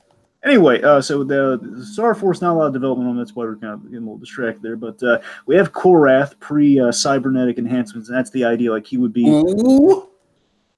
that guy, little Damon Hansu. And that's the thing. So that's the idea here is like this is before he was had the metal stuff put into his head, which is what the Kree would do to people. They would enhance people cybernetically, and that's having the Korath there. So again, unfortunately, he's just there in the cameo sense, which is really unfortunate because I like Korath.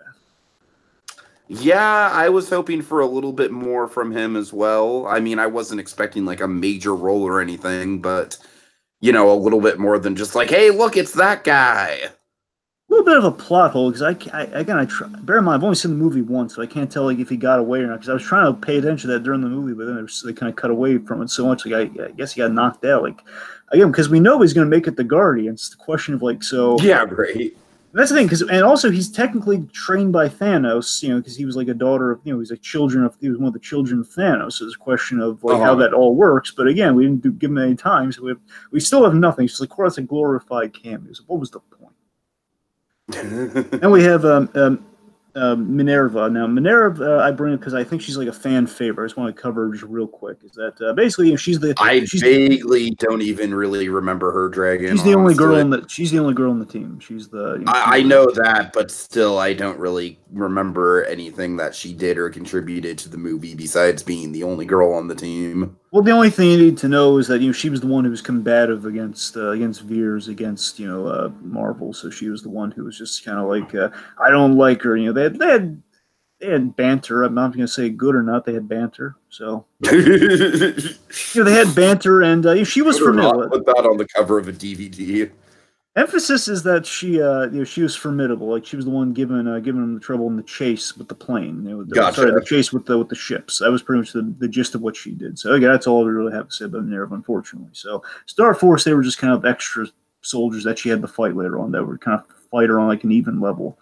Like that's the frustrating thing too, is that the closest thing to an even playing field she has is Kree's that we know she's stronger than. So it's like where's the threat really? Where's the stakes? Yeah. Okay, let's get to So let's get to the important Kree. So let's start with the one we do actually get a little bit of development from. All right, you're going to kind of have to walk me through the logic of this because I'm not like 100. Okay, so let's see. So we have Dr. Wendy Lawson, actually Marvel. Yes. And then the Supreme Intelligence. Intelligence is like that's just the projection, right? That is the projection of her. It's not the same person. Okay, gotcha. Okay, Okay. so Annette Bening's character, who is Dr. Wendy Lawson, which by the way, so in the comics, it was basically they gender swapped this character, which again is that's not the worst thing in the world. Here's the thing, it's not the worst thing in the world. The problem though is that again, like she doesn't suit up or anything, which again I'm not going to fault it for, but it's just kind of like you can imagine you have like a legacy character and they say, okay, she's just kind of this random scientist. So I'm not a diehard fan of Captain Marvel, so I'm not offended by it. I'm just imagine if there was a diehard fan of the original, like Captain Marvel had like the big death of story. It's like, man, that was just that kind of stunk.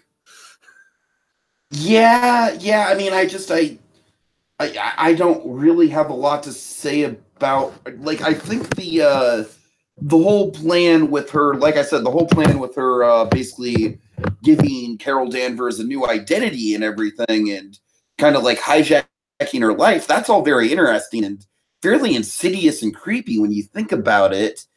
I just don't necessarily think the character herself had that much of a presence.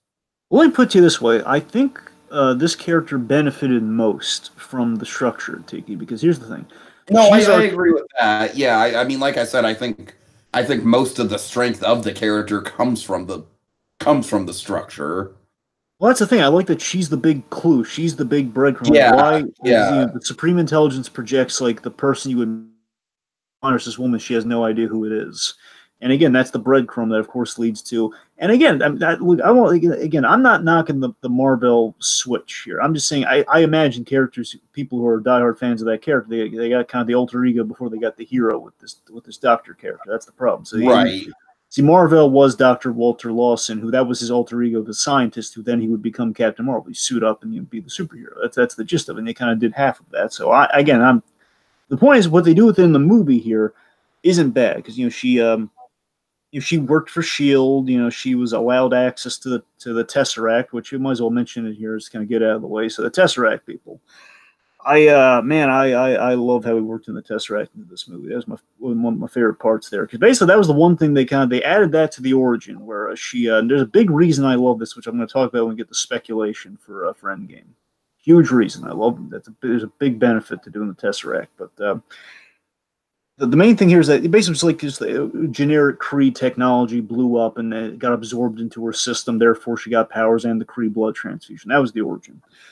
Mm-hmm. But here we made it something that we recognize that we've been tracking for God knows how many Marvel movies, and we know it's a big deal. And we get the sense of okay, that thing was super powerful, powered all the Hydra weapons. Therefore, if that thing gets absorbed, that's that I get it. Yeah, sure.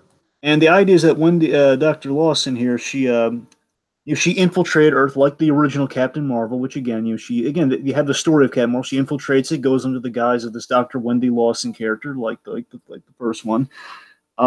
Takes the guise of the dead scientist and becomes becomes a hero and basically the one who kind of gives us the real Captain Marvel at the end of the day. She's the cool thing, the big takeaway with Lawson, because a lot of it's just like, okay, so she kind of gets Carol to where she needs to go. That's what Lawson's character function is in the movie, and that's what's important. But what I love is that she's responsible for Project Pegasus, the whole Tesseract project. So the beginning of Avengers is because of this lady. Yeah, retroactively, it's pretty cool. But again, we have cool retroactive touches like that. So again, by proxy, the Project Pegasus, and by proxy of that, the Avengers is thanks in part to this lady, and that's really neat. And then you have a kind of a passing of the torch there, and the idea is like she allowed her to choose her own mission she turned on the Kree to save the Skrulls, and that essentially that mission is passed on from her to Carol. And again, that's kind of the biggest tie to humanity via a Kree that she has. So that's pretty much it. Lawson not a lot there, but again, at least it was a good scene. Like when we see the whole kind of in her death, she sacrificed herself and kind of passed the burden on to Carol. So that was kind of neat. Mm-hmm. All right. Okay, next. What's next, Dragon? Sorry, next would be Ronan. This is gonna go by real quick. Unfortunately, this is like the biggest missed potential, Dragon. And you know how much I was looking forward to The seeing main Ronan. villain of the whole movie, I feel like that would have been a much smarter move, because I feel like Ronan is one of those kind of like fringe MCU villains where everyone agrees he's not a great MCU villain, but at the very least, unlike someone like Malekith, he at least has a screen presence to him. You know what I mean? Like there's at least some potential there. Remember his entrance, Tiki? He was We bathing. realized the Guardians of the Galaxy movie, but it's there, like the religious zealot angle to his character. It's like there are touches of Ronan that you can kind of see working, but unfortunately, this movie does not. Like, he's less interesting in this movie than he is in the original Guardians. I'll go as far as to say that much. And that's the thing. I still like Ronan because, one, I know that character, but secondly, I mean, even though he's not fully realized in Guardians, what is realized, there's enough there to at least form an opinion and kind of get over. Yeah, like, yeah. I mean, that's faithful. That's faithful to Ronan. Just like Ronan's a little bit more. There's a little bit more to him. But again, it's like I'm saying, it's all in character, in line with what we get there. And that's it's neat stuff, and he's got a cool aesthetic, and he's got a good actor on him. And he's like all the stuff with the Ronan worked in Guardians, and it's a lot of fun. And I was so looking forward to because I always get so bummed out, like minorly bummed out. It's not like a big thing because again, I see their point where people constantly say like, "Oh, Ronan stunk." Like, he didn't stink. Look at all the other villains that stunk. Compared like Malekith stinks far more compared to he's not Malekith. What's wrong with you? It's like Ronan, he's cool and faithful to that character. What I think it was, Dragon, is I feel like Ronan was probably the least charismatic character in that movie, but I feel like he was uncharismatic for a reason. It's like he's sort of like the big, sort of serious bad guy counteracting to all these big over-the-top personalities. Yeah, and remember, I mean, this guy stood up to Thanos, and I'll remind you, his big entrance into the movie, everyone forgets about this, his big entrance into the movie was that he was bathing in the blood of his victims. I don't forget about that, Dragon. I don't. That made an impression on me. I mean, that's cool, man. Yeah. Anyway, so the point is, Rowan, and what we did get here, yeah, it was cool to see him, and I noticed this. Tell me if you noticed this. He looked a little different because they didn't have like the black ceremonial markings on him. So my theory on this, and again, unfortunately, we don't have anything to confirm this. I think he got uber ceremonial after the big Kree Skrull War. I think that's when we get him in Guardians. I did hear a director. I did hear an interview with Lee Pace, who basically said as much. Dragon, like, this Ronan is not the religious zealot yet. He's more of a guy who, he's sort of like trying to do his job in the grand scheme of things, and he doesn't really have world domination or universal domination in mind just yet. You know what I mean? He gets far ceremonial side of things as the timeline goes forward. I mean, I had to get used to that visual because he didn't have like the black ceremonial markings on him. But by the same time, it was like, hey, it was cool to see Ronan back, and with a little bit of a younger look himself. They're like, okay, got a bit there. Again, it's neat to see him there, but again, we can do anything with him. And I hope, and again, this is like hope again. We and I were talking about this during the non-spoiler thing, but if they do more Captain Marvel movies that are kind of set in the past, which would be, I'm for that. Again, Marvel seems to be afraid of that idea, but it all depends on how Endgame goes and how the whole Spider-Man thing goes. That's the real tell. But assuming they're not afraid to kind of do period movies, we could do more with Ronan there. That's what I hope they do. Because, again, Ronan's a big tie to the Kree. He's kind of the poster boy of all the Kree bad guys. Mm-hmm. And my hope is that they were going for a Vader thing here, where it's like, we introduce Vader and A New Hope, and then, of course, he gets like a bigger story in the next one. In theory, I can see what you're talking about. Again, assuming it's a period movie, obviously. Yeah. That's what I'm saying. Obviously, if it's not a pyramid movie, then they couldn't. Anyway, point being, Rowan's a huge missed opportunity. That one bummed me because I love that was the biggest thing. I got excited for when they announced like Rowan's going to be this movie. Oh my God, Rowan! Finally, he's going to get his due, and then nope. All right, so let's talk about the Supreme Intelligence. So, let me sum this up here. So again, I did a little bit of research. Dragon. This was probably the part of the movie I was most lost on. Okay, so the Supreme Intelligence is the simple way of looking at it. Supreme Intelligence is Ronan's boss. Ronan's a zealot to the Kree ways, and the Kree ways, again, essentially is human advancement. We're better than humans physiologically and as well as technologically. Therefore, we're superior to a lot of people, and that fuels the zealotism of like the Kree race is the most superior, and we kind of We don't like when other races intermingle with each other. Hence the whole Xandar culture, which is all about like it's kind of a stirring. It's a melting pot of alien cultures and races, which they hate. So the point being, supreme intelligence is kind of like the AI system that kind of that determined all that in the first place. Therefore, Ronan serves that. And I tell you, my introduction to Ronan the Accuser essentially is some stuff with the Fantastic Four. Where, the Fantastic Four, one of them gets in trouble, like Reed Richards, or in some cases Johnny Storm. They get in trouble. They have like the Kirby chains. Remember I told you about the Kirby shackles? Mm-hmm. They get on trial, and Ronan the Accuser was essentially he's the prosecutor and the executioner for the trials. And that was the cool thing about Ronan. Ronan's not a bad guy, but he's he's the guy who casts. He's serving his culture, which is really harsh and unforgiving. Therefore, he's kind of the bad guy. That was the fascinating thing about Ronan. And that's the thing. So Supreme Intelligence is the judge that kind of gives him the sentence. That he carries out the sentence of the Supreme Intelligence that you plead your case to. Get it? Yeah, I gotcha. And here, what they did is they basically definitely showcase the AI quality of it all here, where it's the symbol of the advancement. Where again, it's like this system where it's no one person. So it kind of does this really creepy, spidery, spindly, kind of wiry thing that kind of links into your mind. Mm-hmm. The whole the correlation to the person you value most. And right. It's all interesting. I don't know. I don't have a. I don't know how to put my finger on it. It's just like the whole idea. I just don't. I don't know, Dragon. It just kind of flew over my head, and you explaining it helps, but that doesn't necessarily mean I have a lot to say about it. So, well, yeah, that's fair. And basically, I think what they're going for is so if the Supreme Intelligence is a symbol of advancement, I think also the whole that projects who you admire most. I think what that's supposed to symbolize, and again, I'm just reading into it, folks. I think what that's supposed to mean, that's supposed to kind of represent is it's like corruption of principle, where again, Veers thought the Kree were the good guys. She's serving the Kree. She's she thinks she's like full-blooded Kree, or at least she's half-blooded Kree that was saved, and vice versa. So the point is, she's the point is like she sees someone she admires telling her that, reassuring her that the Kree are the good guys. So again, it's kind of like corruption of principle via the person you admire most. And what it really is, let's drop the facades and everything here, folks. What it really is, it's an excuse for more Annette Bening, just to get Annette Bening back more in the movie. Yeah.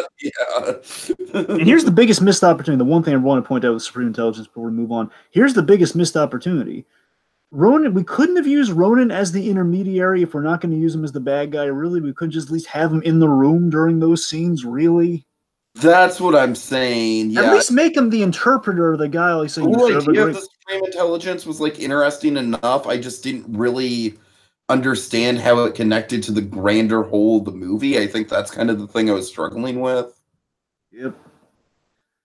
All right. So that's let's talk about the scrolls. Let's talk some. All right. So Dragon, I gotta say you're way more like hyped about this than I am, and of course you know a lot more about the comic book mythology than I do. So by all means, take the lead on this one. I'll chime in when I can. I guess sort of my overall thoughts on the scrolls is. I mean, I am not jumping up and down with excitement. I am like you are. I mean, I think it's good enough. I think Ben Mendelsohn does this I'll say this, out of Rogue One, Ready Player One, and this is probably my favorite Ben Mendelsohn role in recent memory that we've gotten. Him in a big blockbuster. I think he does a great kind of multi-layer job in it. I do like the sort of the misdirection of the scrolls, and I'm still kind of lost on how that sort of like ties into the greater fabric of the MCU, if we're still going to get a secret war or a secret invasion, if the scrolls don't have ulterior motives up their sleeves even now. But I guess that's one of the interesting things about the scrolls, though, Dragon, is that like throughout this movie they are kind of painted as the as kind of like the people that we should side with, but then I'm not really convinced by the end of the movie that that's like 100% on point, just because of how insidious they are in nature.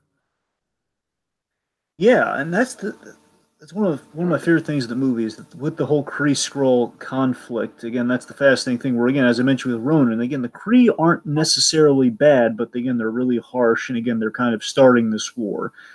And again the Skrulls by their nature they look sinister. They can shapeshift, which is very shady. And again, like they're basically it's a race of spies. They spy on people, and of course there are a lot of unfamiliar feelings with that. But of course, the conflict as it was in the comics, even going back to the Stan Lee days, I think it was either Roy Thomas. If it could have been Roy Thomas, but because I think he did the Kree Skrull War. But even going back there to like again, Stanley writing Ronan the Accuser, you have again like it's not all black and white being the idea. So of course it's the inkling is there, and then it gets further developed with Roy Thomas. But my point being, I love that again these warrings. Like war, it's complex. That's kind of what they're going for there. These races that don't like each other, and the reason I geek out about the Skrulls so much is that folks, we've lived long enough to see Skrulls. The Fantastic Four, they kept botching their movies, and they could never get to the point where they could do Skrulls. They did like the closest thing they did to the Skrull was when remember in Silver Surfer when Johnny Storm gets all the powers of the Fantastic Four and he's fighting Doctor Doom. Remember that? Yes. There is a character called Super Skrull who has all the powers of the Fantastic Four. That's the closest they ever got to it. God. That's what I'm saying, because they were afraid to do space despite the fact the Fantastic Four get their powers in space. Anyway, the point being, so it was cool to see the Skrulls, not only see them, but have them like faithfully done. I mean, they have a little bit more purple. They wear purple hats essentially, but who cares? They look, they look great. And yes, Mendelsohn plays Talos, and kind of the human version of him is Keller, kind of the head of Shield. I guess the then director of Shield. Point being, Talos, I absolutely agree with you. I think it's Ben Mendelsohn's best performance. Basically, this and Sorrento are probably his best performance. Out of the stuff I've seen from Ben Mendelsohn, because I'm sure there's stuff I haven't seen him. Well, in regards to like these recent villain performances, sure. Right, yeah. I mean, out of the ones basically you and I are pretty even with the whole Ben Mendelsohn exposure. I would say Krennic is probably his weakest role out of the three. Well, no, probably John Daggett's though. Ready Player One was honestly too good for the actual movie. Like the movie didn't deserve a performance that good. Oh. But this is by far his best role. Well, remember, he was also a bad guy in Dark Knight Rises. He played John Daggett, which I think that's at the bottom. Yeah. That's at the bottom, okay? Because this is the guy like spelling out what the clean slate program is. Like the clean slate when you enter your name, date of birth, and just like why are you recapping with? That's at the bottom, sure, but like Orson Krennic is not much of a character in Rogue One either. Yeah, but at least he has that cool scene at the start of the movie. At least he has something. All right. Anyway, what was I getting? Oh yes, the point. But yeah, this and like Sorrento had a few more layers to him. Again, it kind of. I like Sorrento just because I like the whole characterization of him like playing a bad guy who's trying to appeal to the youth but failing at it. Yeah, that's what's clever about it. Yeah. Yeah. No, but seriously, this one takes cakes again. It has like all these layers. I will say his characterization of Sorrento is better than the Sorrento in the books, who's very much just a generic corporate bad guy. I'll take your word on that. Yeah. My point is, so the really great thing about him here playing Skrulls, one, he's in the makeup, which I think is great. I love him in the makeup. I think it looks great, and again, it just shows you the commitment to the role, because he isn't technically, again, they could have done CG, but, they did makeup, man. It looks great. Uh-huh. And, he's a Skrull that, again, initially seems to be rather imposing. Remember, he's the one who straps her to that machine early in the movie. It's the same guy. That's Talos. Right. By the way, I was talking about that scene when you stepped out for a minute. Right. So think about that scene. I thought it was the most Doctor Strange-esque moment in the movie. Well, do you mean like the Doctor Strange interrogation in? Yeah. Well, I mean like just the scene where she's strapped to the memory thing, and we see like the scattered memories, and Ben Mendelsohn's going like, rewinding and pausing. Oh yeah, you're right. Yeah, that was a great. Yeah, that's great. That was a very trippy moment. It was, kind of like guy commenting over the memories, like, "Oh, that's kind of nice, but let's move on." Right, like, yeah. Yeah. But yeah, I love that from that moment. Again, we have a character who's kind of. We basically have sort of the best way I can focus. I'm sorry, but this movie is set in 1995, so I think I can make this reference now. There is a bit of like kind of a Toy Story, sort of like the mutant toys were actually good the whole time reveal, and I I like can see that. Yeah, right. because basically they're like, here's the thing, there are no like I kind outright. of equate it more to Small Soldiers, ironically enough, another 90s toy movie. God. But in this movie, I had like two references because again, it came out in '95. I was wondering, I'm going to be over the moon if they have a Toy Story reference in this movie. They didn't Yeah, necessarily, however, yeah. they didn't. But it's a reach. But there, again, aside from the whole mutant toy thing, which again is just the comparison, but the one legit possible Toy Story reference, possible, not likely, but possible, Uh-huh. is the way she tries to communicate. She basically when she lands through the blockbuster, which is still great. She lands through the blockbuster. She gets up and she goes for her wrist communicator, just like Buzz Lightyear did when he landed on Andy's bed. I could see that. Yeah.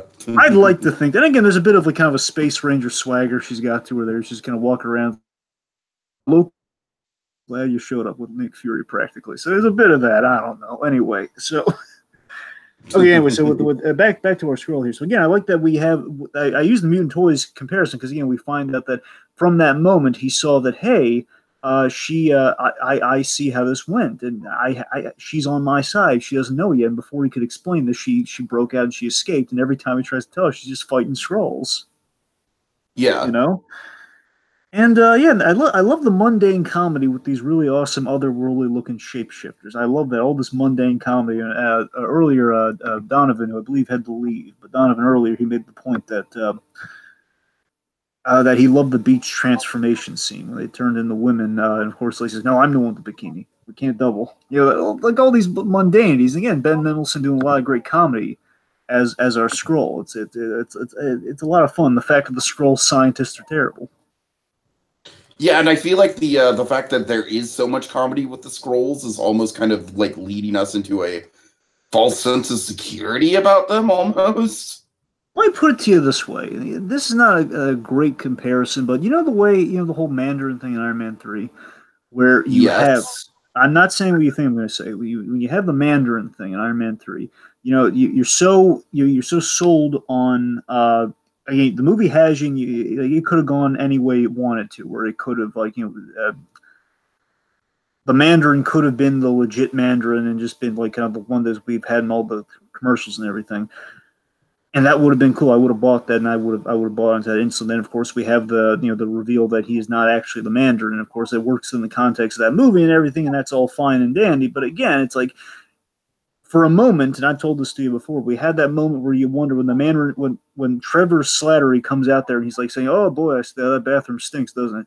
For a moment, you wonder, is the Mandarin, is he still that menacing guy, but he just doesn't take himself that seriously out of camera? Yeah.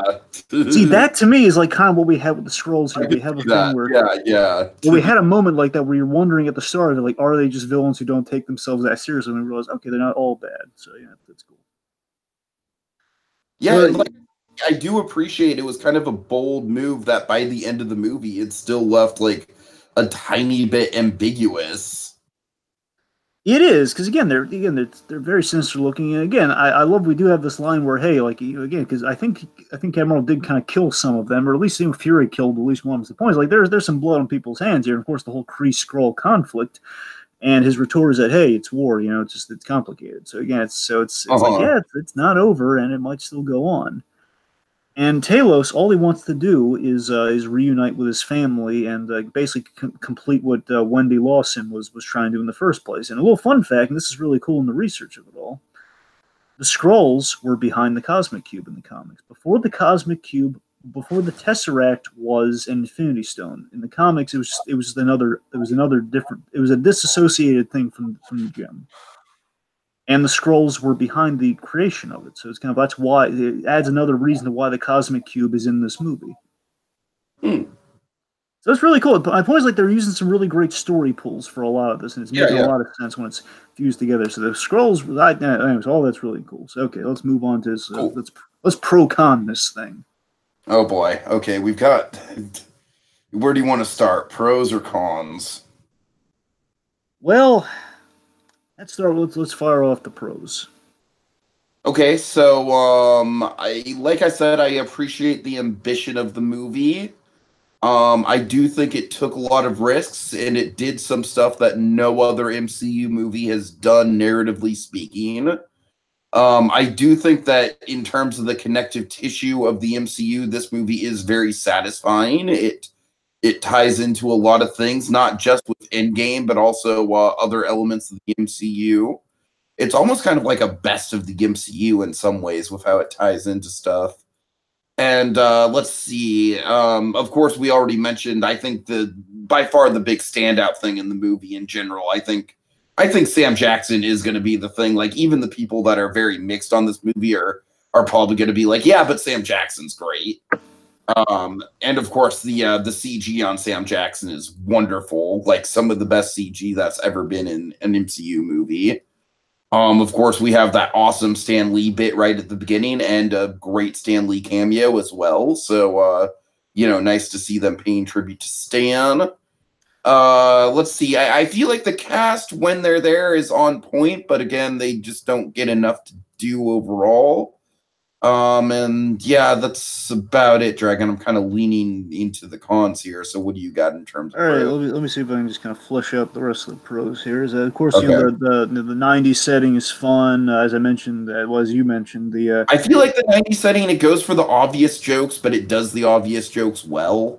but not only just not only just the '90s jokes. Remember, we have like the ideas that over the decades, the scrolls have they've been going down to the earth and they've been getting they've been getting like pinball machines and like like the Fonzie lunchbox and we get all these other things they kind of collected on their ship, which is really neat. Uh-huh.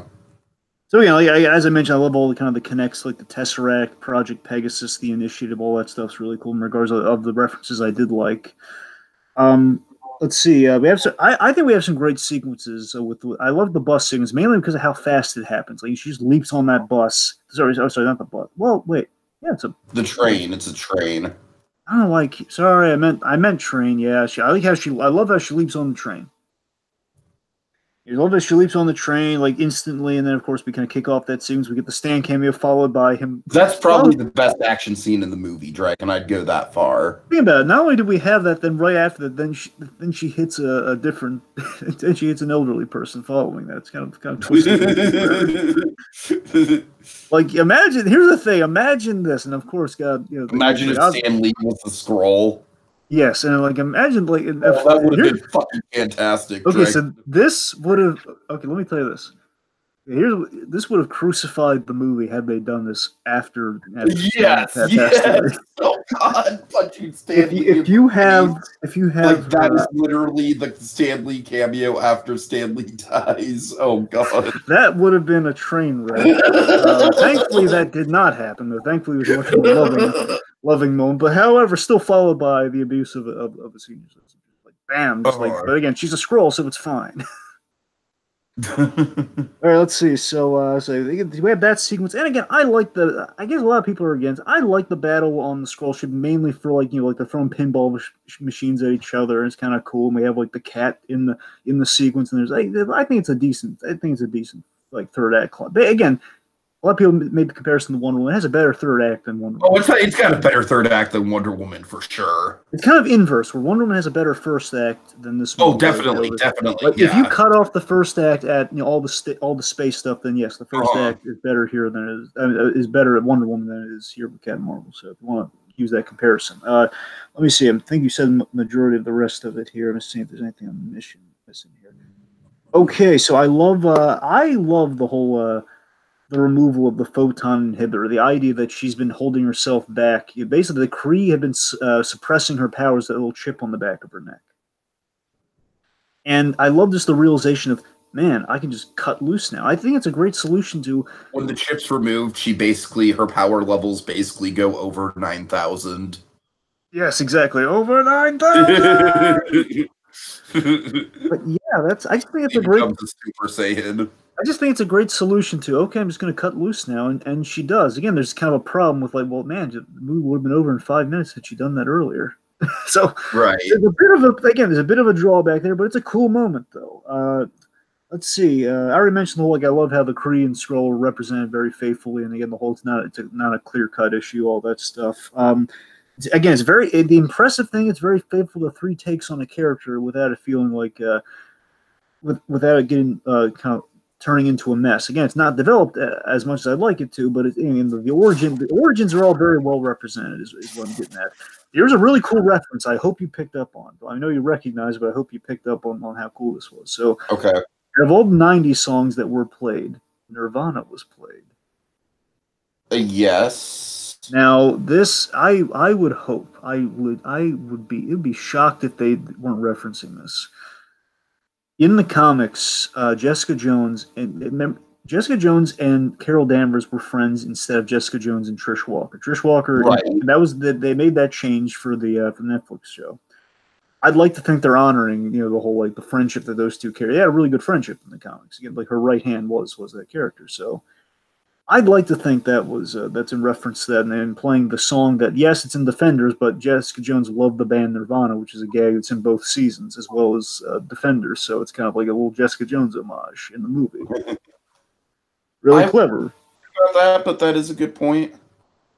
And also, I mean, let's see, one... Oh, yeah, and also the costume bit, because a lot of people were freaking out. I remember in the initial marketing, everyone was freaking out about the costume. Oh, yeah, and I thought people were making way too big of a deal out of that, because set photos never look like they do in the actual movie anyways. They weren't. It's a twofold thing, because here's the thing. Again, bear in mind... I remember when people were freaking out about fucking Zachary Levi's costume in Shazam? I still don't get that, because that costume looks perfect to me. I still don't. Yeah. Okay, point being... the whole green, basically the green and blue gimmick. That's what the Captain Marvel, the original male one, his first costume was that before he donned the red and blue, the red, blue, and gold colors that eventually she does. So again, it's like, well, yeah, that's how it goes. Like I didn't know it from the beginning, bear in mind, but it's like, yeah, okay, so I wasn't worried about it in the first place. It was like, okay, but obviously you're gonna get to the red and blue costume. Even if they don't, it's like they're probably gonna give it to her in Endgame. So who cares? Uh-huh. And of course, I just love it's like on a whim. It's like she just pushes a button and changes her costume. It's like, well, that's kind of that's a classy way of saying, look, guys, no problem. It can be any costume. It's fine. So okay, so those are some pros there. So let's do the cons are fewer but more fundamental. So cons. Yeah, I mean, we already addressed that the structure of the movie gives the movie a unique identity, which is a pro. But at the same time, it unfortunately kind of leaves the movie feeling a bit scattered in its plot development, which is definitely a con. So that's a mixed bag, Dragon. It's faithful, but the biggest takeaway is that we don't know the why. Like, why does Carol Danvers keep getting back up? In other words, why do I care about this character? We don't have that. Right.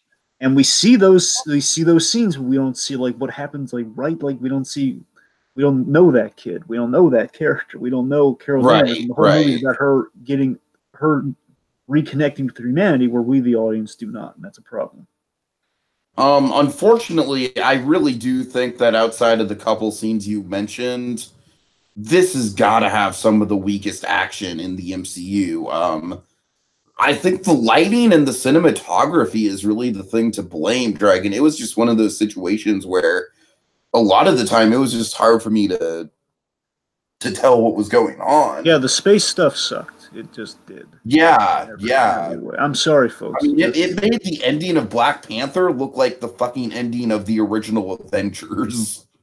The base of the biggest moment of like, hey, that was kind of cool is when, okay, she's got the mohawk thing with the mask coming out. That's kind of neat, right? Okay, but let me talk. I want to talk about. I'm not just going to rehash what I said about the marketing. I had a realization today about the marketing. I wanted to talk about a different aspect of it here. Okay. I think I kind of unlocked what the flaw is with. I think the general flaw in how they approach this movie as a whole. So, with the marketing specifically. So, this is the first time. Basically, this is a movie where Marvel has a formula for when they sell their movies. It kind of happened upon where Marvel, they sell the movie either or both on the actor and the director. It's usually what they sell the movies on. Sometimes both, sometimes one or the other. Usually, it's always the actors involved in some capacity. Point being, you have a name to sell. You have Downey Jr. and Jon Favreau, James Gunn for for Guardians, or like you have like Kenneth Branagh for Thor. Now after you establish those characters, then they kind of sell themselves like Joss Whedon in the Avengers. You've seen all the Avengers, now there's Joss Whedon. Now you've kind of coded what to expect with that movie. And that's kind of all the marketing they really need. Then of course they have a teaser that kind of dazzles everyone. We already kind of talked about the teaser, but here's the problem. So I feel they followed their formula on this, which was a mistake. They tried selling it on the actor, and again they didn't sell it on the director. But just here's what they focused on.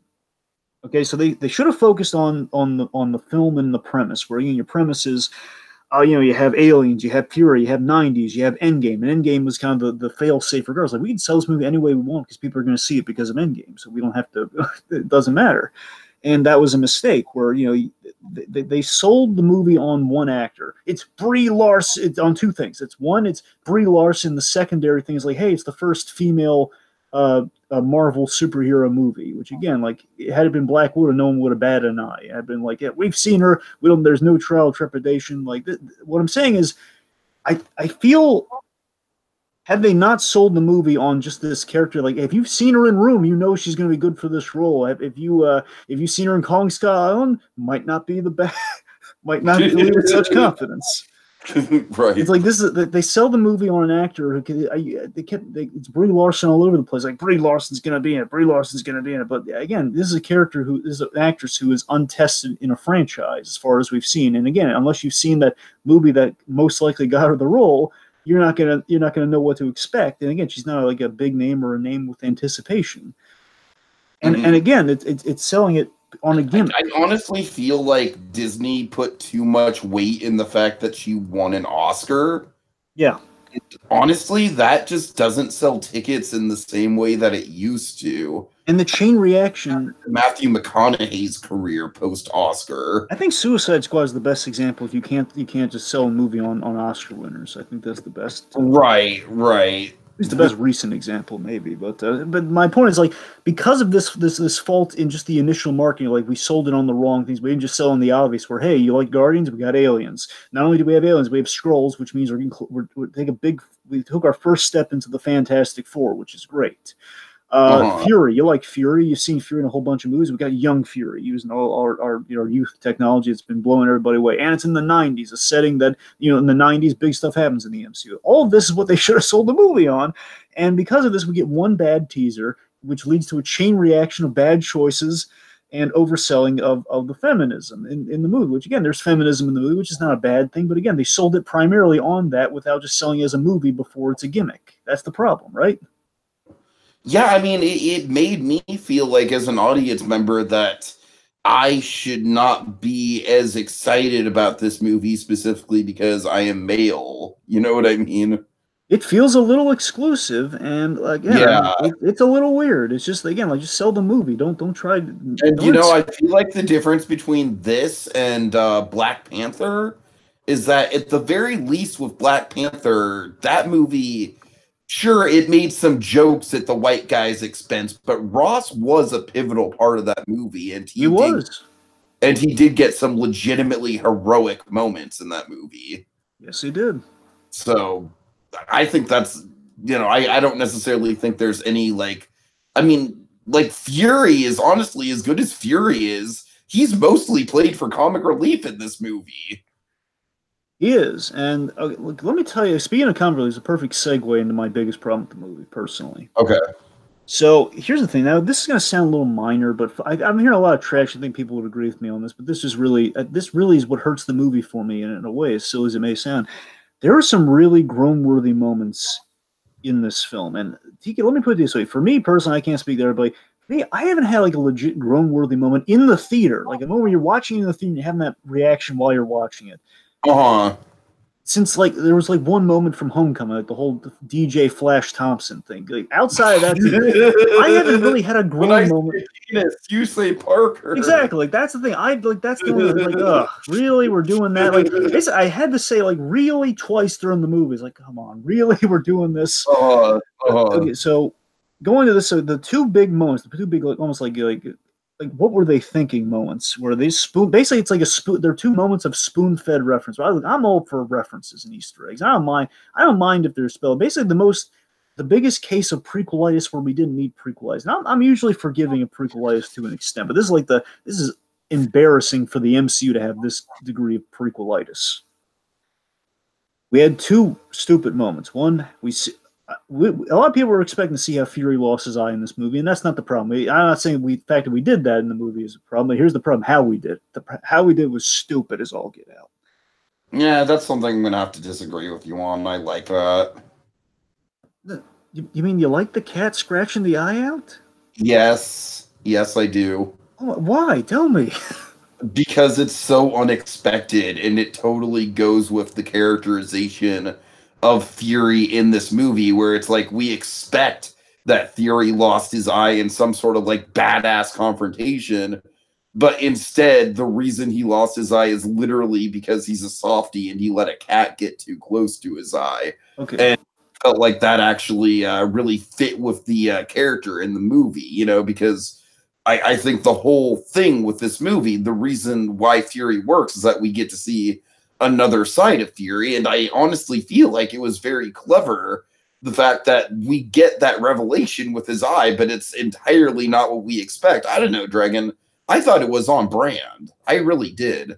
Let me tell you. Here's what bugs me about this. Let me cite one of the greatest Marvel MCU movies ever made, Winter Soldier. There was a great bit in that movie where Fury says, "The last time I trusted somebody, I lost an eye." So apparently, the last person he trusted was a cat. Here's the movie's going on. I'm seeing that great. Call me crazy, by all means, call me crazy. But I gotta tell you, I'm watching the movie, and we have this really great scene where Coulson turns into a Skrull. It's a great reveal, and there's a battle in the car, and basically kind of saves his bacon by getting into that car accident, which of course it hurts. The only reason why this bothers you is that you literally know the script for Winter Soldier word for word. That is not the only reason. I'm just saying that's what kind of hurts. That's the thing, because the cat thing. The point is, like, now you have to make the cat thing work, which just looks really silly. He trusted the cat, and then the cat scratched his eye. I think you're making too big. I mean, yeah, it's an oversight in the continuity, sure, but I don't. No, it's not just the continuity. Is not the issue. It's the issue that I had like a few marks that could have been scratches, but I mean, see, just a little cat scratching his eye. That's what. Really? Well, keep in mind, Dragon, this isn't a cat scratch. It isn't a deadly alien cat. That's kind of how I read it. I mean, I guess my point is it's just I think it's a little overly silly. All right, well, look, I don't want to spend 20 minutes arguing about this, and we probably could easily. So let's just the point is so the cat. And I think we can agree on this one. Okay, we can both agree on the other one though, where it's the whole Avenger thing. So the idea is she has Avenger on as her call sign. Oh, that was such a Robin John Blake. It was that to me. Blake. Let me put it this way: that one, I will go as far as say this to you. That one's worse than the eye bit. The eye bit you can make work begrudgingly, because again, I'll commit the reasons you said are the reasons. Like, yes, it could be bought because of the reasons you said. I don't buy it. I think a lot of people agree with me that it's kind of silly, and it's a divisive bit. You know what? I feel like the worst air of judgment in the Avengers thing is that it totally spits in the face of the people who are upset about the idea that Carol Danvers is just going to sweep in and single-handedly save the day at the end of Endgame, which, by the way, I still don't believe that. I don't believe she's going to be the single saving grace of the Avengers. I really don't. But the fact that her name is literally the Avenger is, that's, I don't know. I'm less confident that that's not going to happen than I was before that. And here's the problem. Okay, so like the eye thing is like that's just divisive. That's just the people are gonna feel the way they're gonna feel. That's up to interpretation. That's things. But the Avenger thing. Here's the problem with it.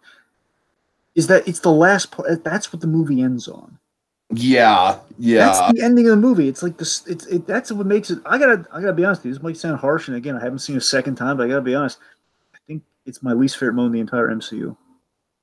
Oh wow. Oh man. Tiki. Okay, I think I'm I'm over. not going to disagree with you, Dragon. I'm really not, because it was hackneyed as all hell. It really Tiki, was. I'll admit, I will fully admit, I, I think I'm jumping the gun on that, but I'm just right now I'm kind of struggling to think of what's I like mean, what. there might be like a really groan-worthy Natalie Portman moment in For the Dark World or something like that. No, But in regards to Natalie Portman, no, I can't really. Again, she had like kind of a weird. Not that's not terrible though. It's just okay. It's kind of it's a line of dialogue. It's just it's okay, I guess. But this, and generally I mean, like, speaking, I feel like the Incredible Hulk is just thoroughly boring. and I disagree with all that. So I'm just trying legitimately for me. I can't really. I mean, I can't just say Maliki because Maliki's a character. I can't just say right. That's the thing. I'm just in terms of like a single moment. I mean, I really, I might maybe something I'm not thinking of in Iron Man 3, but that's something if I had to dig through it. Uh-huh. That's the thing. And again, that's Iron Man 3, which again is like nothing wrong with Iron Man 3. It's just like compared to the other one. Iron Man 3 was my favorite MCU movie for a long time, like before Phase 3, or before Guardians, I should say. That's it. I can't just say like a joke that doesn't land. That's like not a worse. That's not a legitimate like really bad. Like again, moment where I'm This embarrassed. isn't a joke that doesn't land. It's something that kind of fundamentally screws with the entire MCU. And the movie was so good up to this point of like doing retroactive things. Like the Tesseract thing works, and I love that, and I love the story. Right. Again, and the whole Project Pegasus. I'm geeking out during the movie. I'm whispering to my like, "Hey, that's Project Pegasus. That's what they're the whole thing talking about. That's the the nameplate we see at the start of Avengers. That's where that facility is. All that stuff, and that was cool." And then we end on like Avenger, and again, that you're right, it's not helping all the stuff you were talking about, and now again, why?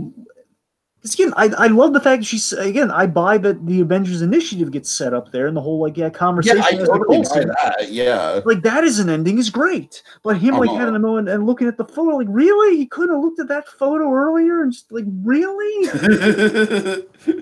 Oh, it's stupid. Just the dumb. At the very least, if it's not the worst, it's the dumbest thing in the MCU. I'm going to say that much. The dumbest it's definitely thing. the most contrived thing in the MCU. Yes, I mean, yeah. So the point is like that's more egregious than the cat thing. But I mean, the cat thing's just like it's a little more direct. Like really, that's how that you can point to. Like, he usually loses his eye because of shrapnel, but it's like it doesn't matter. Point being, the Avenger name, that's just there's no getting around that. The cat you can make work by making the points you just made. Avenger, there's no excuse for that, and that's the last note of the movie. It's stupid. Yeah. Let's see. I think I got very minimal. Not enough Ronin. We already talked about that. We have a few lines that are on the nose, particularly the smile line, because again, that's them calling the. So again, we have the classy version of it with Stanley, which was great. They didn't even have to say it. It's just you can feel, and if you know it, like, yeah, okay, that's a clever way of doing it. However, they have a bit where remember the biker, she steals the guy's bike because he says, "Hey, why don't you smile?" It's like, oh yeah, I forgot about that. Yeah, that is very feminist. It's like, guys, why can't we just put that? That's probably the most SJW thing in the whole movie. It is like, guys, come on, why can't we just, you gotta distance yourself from that? Why bring it up within the movie? You did a classic thing with Stan. That almost feels like a moment that, like, if they were smart, they would have cut that from because of the controversy. Okay, I got one last egregious thing. Well, one last dumb thing, I guess. All right. So, Jan Roggs, the Jude Law character.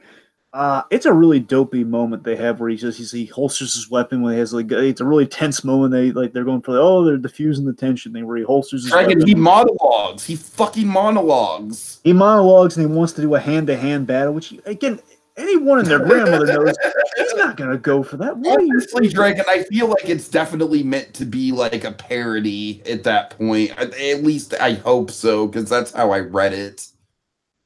For comedy, but it just still feels kind of dumb. I don't think that saves it. I mean, again, you can make that argument for the cat. You can't make an argument for something like it. It's not like this is supposed to, again, these two characters have history in a movie where we're already lacking that history for these two characters. It's not helping. It's like, okay, so I'm sure there's some other things that are wrong. Those are the main ones. Those are the important ones, unless you can think of anything else. No, I think we've pretty much run the gambit for the most part. All right. So let's talk post-credit.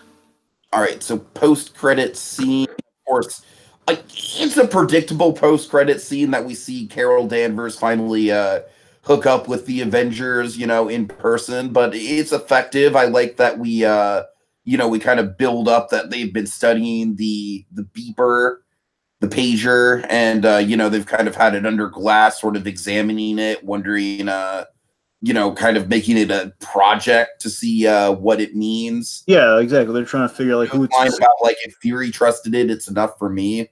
exactly. And of course, you can imagine him geeking out like, "Oh my god, it's a scene Megan. There's Cap. Oh boy." And yeah, is Cap clean shaven in the scene, or does he still have the beard? he has the beard, which is interesting because there is a slim chance. I say slim because again, all the stuff. Bear in mind, just because of the marketing. All we've seen so far is Cap being clean shaven, but I mean, surely he just shave in the movie. Therefore, I'm sure that in the movie at some point he's like, all right, I need to get back to my old self again. That's what I'm saying, because I mean, you could make basically if you want to make a gutsy prediction, you could predict that this scene is not going to be in that movie. This is like a precursor to that, and then of course we're just going to start with him, like with Captain Marvel in it from the start. But then again, that would have been a real that's going to be kind of a mistake if they do that. Which the point being, I think they went the Ant-Man route of when Ant-Man's post-credit scene was we had the scene from Civil War, and then we had the following scene, which anyway. Point being, no, we had Wasp, and then at the very end we had the Civil War scene. That's how that went. The point being, right. The point being, they kind of did that route with April. This is very likely a scene from the movie where she re-enters the fray, and it's a cool entrance. And they give him the whole Tesseract thing. We're getting the Tesseract gives her power over space and stuff. That's why she can travel so fast. From when the dusting happened, from when I forgot what the official name of it is, but the whole. The disappearing of everybody. Anyway, so it's kind of cool, and so she enters the frame. Like, where's Fury? That's a cool entrance where the thing goes dead, and then boom, there she is. That's awesome. Yeah, it is. It is. All right, then of course we have the bit at the end, which here's the thing. This is not bad, but this bugs me because I don't get how people don't get what's going on here. Where I was confused. That's the thing. I didn't say it then, but I guess I have to grill you with it now. Well, how is this hard to follow? For me, it was hard to follow. We've already discussed this, but the cat spits up the Tesseract. It was literally just the fact that it was the empty Nick Fury chair, and because it was the empty Nick Fury chair, and we just saw the "Where's Fury" thing, I thought it was. I basically thought this scene was taking place concurrently with the other post-credit scene. Let me tell you. Set in present day, therefore, because I thought it was set in present day, my reaction was like, wait a minute, I could have sworn that Thanos had the Tesseract. Okay, two things. Okay, first off, I wanted to mention this too, is that so here's what happened. They had a Winter Soldier faux pas with the mid-credits here, with the post-credit scenes, because Winter Soldier, as great as that movie is, there, and it doesn't hurt the movie at all. I'm just saying there's a thing where the ending to Winter Soldier, the very ending, is Bucky in the museum, which of course is the very last post-credit scene. And it was supposed to be in the middle. And they were kind of given the Age of Ultron post-credit scene, but they have to have the movie end with the Bucky bit. But of course, like, okay, Age of Ultron set, then you stay to the very end, then of course, okay, there's the actual ending of the movie. So they kind of supposed to, sometimes Marvel they put the dominant one that sets up the next movie in the middle when they can. Mm-hmm. That's what happened here. The Goose thing again, that would have cleared up all this mess if they had the cat before that. Yeah, that's what would have cleared up the mess. But here's the thing: the cat bit again. It's like in Ant-Man and the Wasp, where you have like the ant bit at the very end, which did not help things. But again, we know the cat's going to spit up the Tesseract. So again, that's the obvious thing. And the reason you should know it's not. Thanos crushed the cube. He crushed the cube and he got the gem out there. I don't know how hard that is to follow. That's why he has a full Infinity Gauntlet of these things. Crush the Tesseract. It's not crushed here. No, I mean, I get that. I was just wondering, wait a minute, like, does the Tesseract exist outside of the Infinity gem that was in it? I don't know. Well, the point is there's that, and of course, if anyone out there is lost, he has the big 90s computer. That's how you can tell it's in the past. All right, fair enough. All right, so all that. So let's steering on 2.5 hours, and I do not want this to go into the 3-hour zone. So we'll still have 3 hours to go to beat those other guys. Okay, we're almost done. I don't really have a ton. I'm still not convinced that Carol Danvers is going to be like the main savior of Endgame, but I'm less convinced, after that whole Avenger reveal. Well, let me tell you this. So I had an epiphany after Captain Marvel. It kind of dawned me on like the ride home. Where it's like, oh my god, that's really clever what they're doing. So of course we know Guardians 3. Well, at least again, bear in mind Guardians 3 is a little bit in flux right now, to put it delicately. But let's just say the belief is that Guardians 3 is going to introduce Adam Warlock, which of course would put it after Endgame. Again, that's from what we understand. I doubt Adam Warlock's going to show up in Endgame. And of course, Adam Warlock in the Infinity Gauntlet story, he's a big God, player. if Adam Warlock of all people showed up in Endgame, that would be insane. That would be insane. I'm not saying no. I'm not saying that's impossible. I'm just saying. But again, the original plan was for him to be in Guardians 3, which would be after all of this. So again, I don't know. That's all in flux, so we don't know. Plans could change. I don't know. But let me tell you what I think they're doing. My big theory after this movie, that really cool thing. Of course, I'm in love with that Tesseract thing, and this is what the Tesseract thing is. Tiki. Here's what I think they're going with it. In the comics, Captain Marvel has gone toe to toe with Thanos from time to time. Therefore, Captain Marvel, the original one, so therefore it's that. Therefore, like so, there's the thing. One of the cool things apparently was that in the death of Captain Marvel, which is the only thing I was really familiar with this guy, is that Thanos respected Captain Marvel after all their bouts over the years. Therefore, he kind of saw him to the end when he was dying of cancer. That was kind of how Marvel died in the comics. Point being, what I think they're doing is they're going to use Captain Marvel, who we now know is fueled and powered by an Infinity Gem, quite possibly one of the most powerful of the Infinity Gems, by the way. Space Hunter, it's no slouch. And we're going to use Captain Marvel as Adam Warlock in the Infinity Gauntlet story, where Adam Warlock, he was linked to the Soul Stone. He was connected to the Soul Stone. Right. I see where you're going with this. Yeah. So yeah. I'm not saying it's going to work the same way, but I think Captain Marvel, basically, I've been calling No, but I'm connecting the dots. I definitely see what you're saying. Yeah. Essentially, she'll fill the Adam Warlock void. But again, as I've been saying from the beginning, what I hope the movie's going to be is I hope Ant-Man's going to be kind of our Marty McFly kind of guy saving the day on the ground, where Captain Marvel's going to be the muscle to help take out Thanos. Like she won't deal the last blow or anything. It's going to save everyone, but I think she's going to be the big surprise, the big secret weapon that can go toe to toe with Thanos. Mm-hmm. That's my call. That's all I got for spec. So. Okay.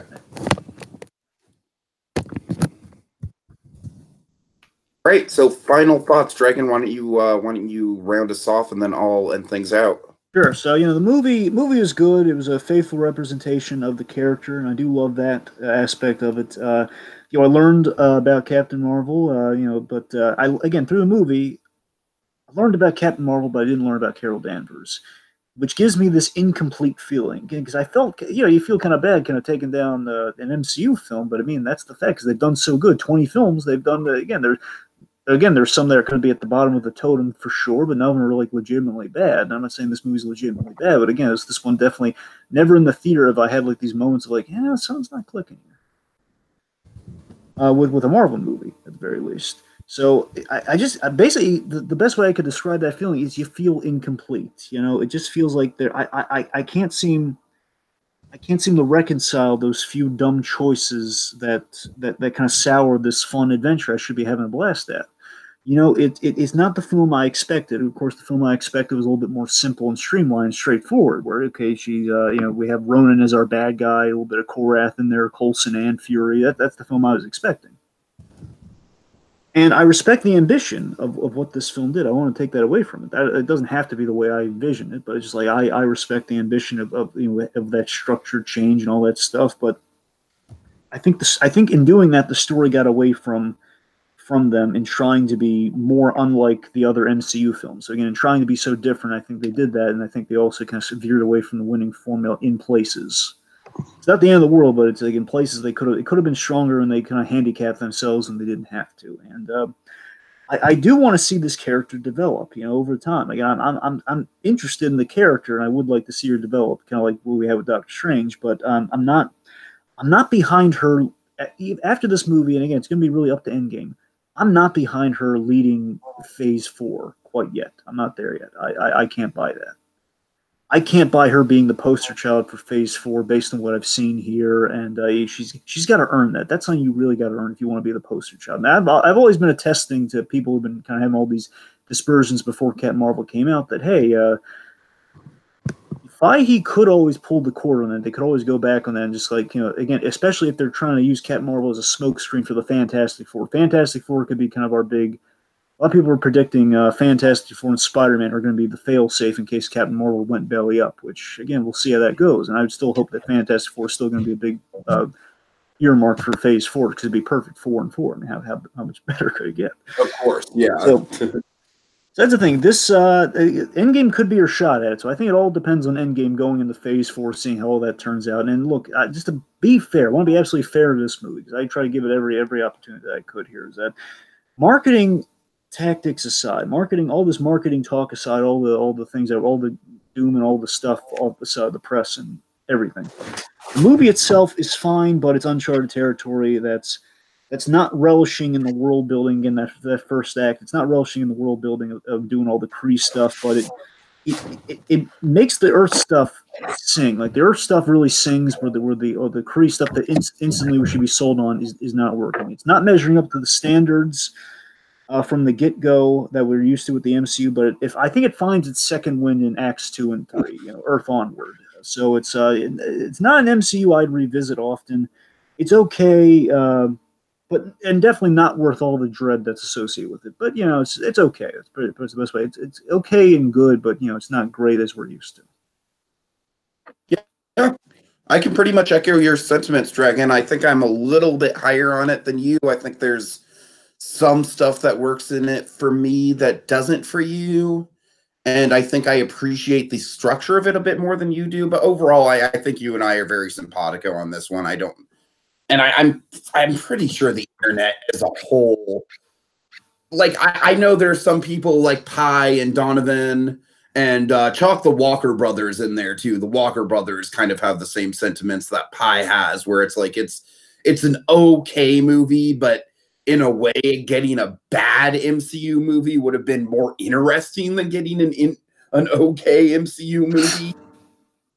But yeah, like, look, I feel the same way about this that I felt about Justice League. Is that like I went into Justice League with literally like rock bottom, like down to the ground expectations, and Justice League is not a great movie. It's not even a good movie, but it's like a more watchable movie than Batman v Superman, and that's all I wanted was a more watchable movie, and I got that. So I feel kind of the same way about Captain Marvel. It's like I went in expecting to be bored, and at the very least, this movie's a lot of things, but it's not boring. It's certainly not boring. So yeah, that's about all I got to say about it, Dragon.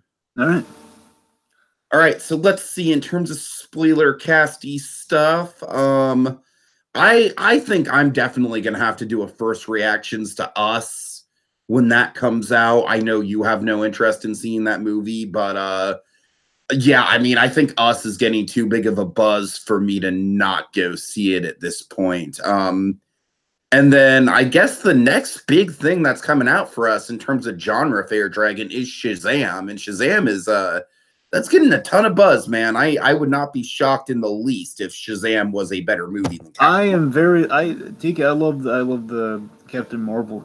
Sorry, it's a habit. I'm sorry because originally Shazam was Captain Marvel. But I'm very much looking forward to Shazam. I love everything. I love that movie looks. I love that character, and they're going with the Jeff Johns version. I'm looking very forward to it. And that's my prediction. My prediction is that movie's gonna be a little bit, at the very least, it's gonna be unanimously better received than Captain Marvel. I think there's going to be a lot of debate or like doubt or here's the thing: this Captain Marvel, this movie is doing tremendously well financially, and it's well financially, and audiences for the most part they like. It's just it's combating a lot of like stuff online, or like people are just like we didn't like us, getting all the semantical things. And again, of course, you have just kind of the average assessment of like it's okay, just not great. So, but girls are eating it up from what I understand. It is kind of living up to be kind of a big kind of again, girls were going to little girls are going to the premiere dressed up like Captain Marvel, which is kind of it's a nice image, it's a nice idea. Sure. But regardless, I think Shazam's going to play a lot better because it's big as a superhero. I mean, where can you go wrong? It's going to be a lot of fun. It's looks good. It's going to be pretty straightforward, pretty simple from what I can tell. It's I think it's going to play a lot better all around. So I'm looking forward to it. All right. Well, thank you so much for joining us, everyone. Dragon, I feel like this was a much smoother podcast, SpoilerCast, than the last two we did.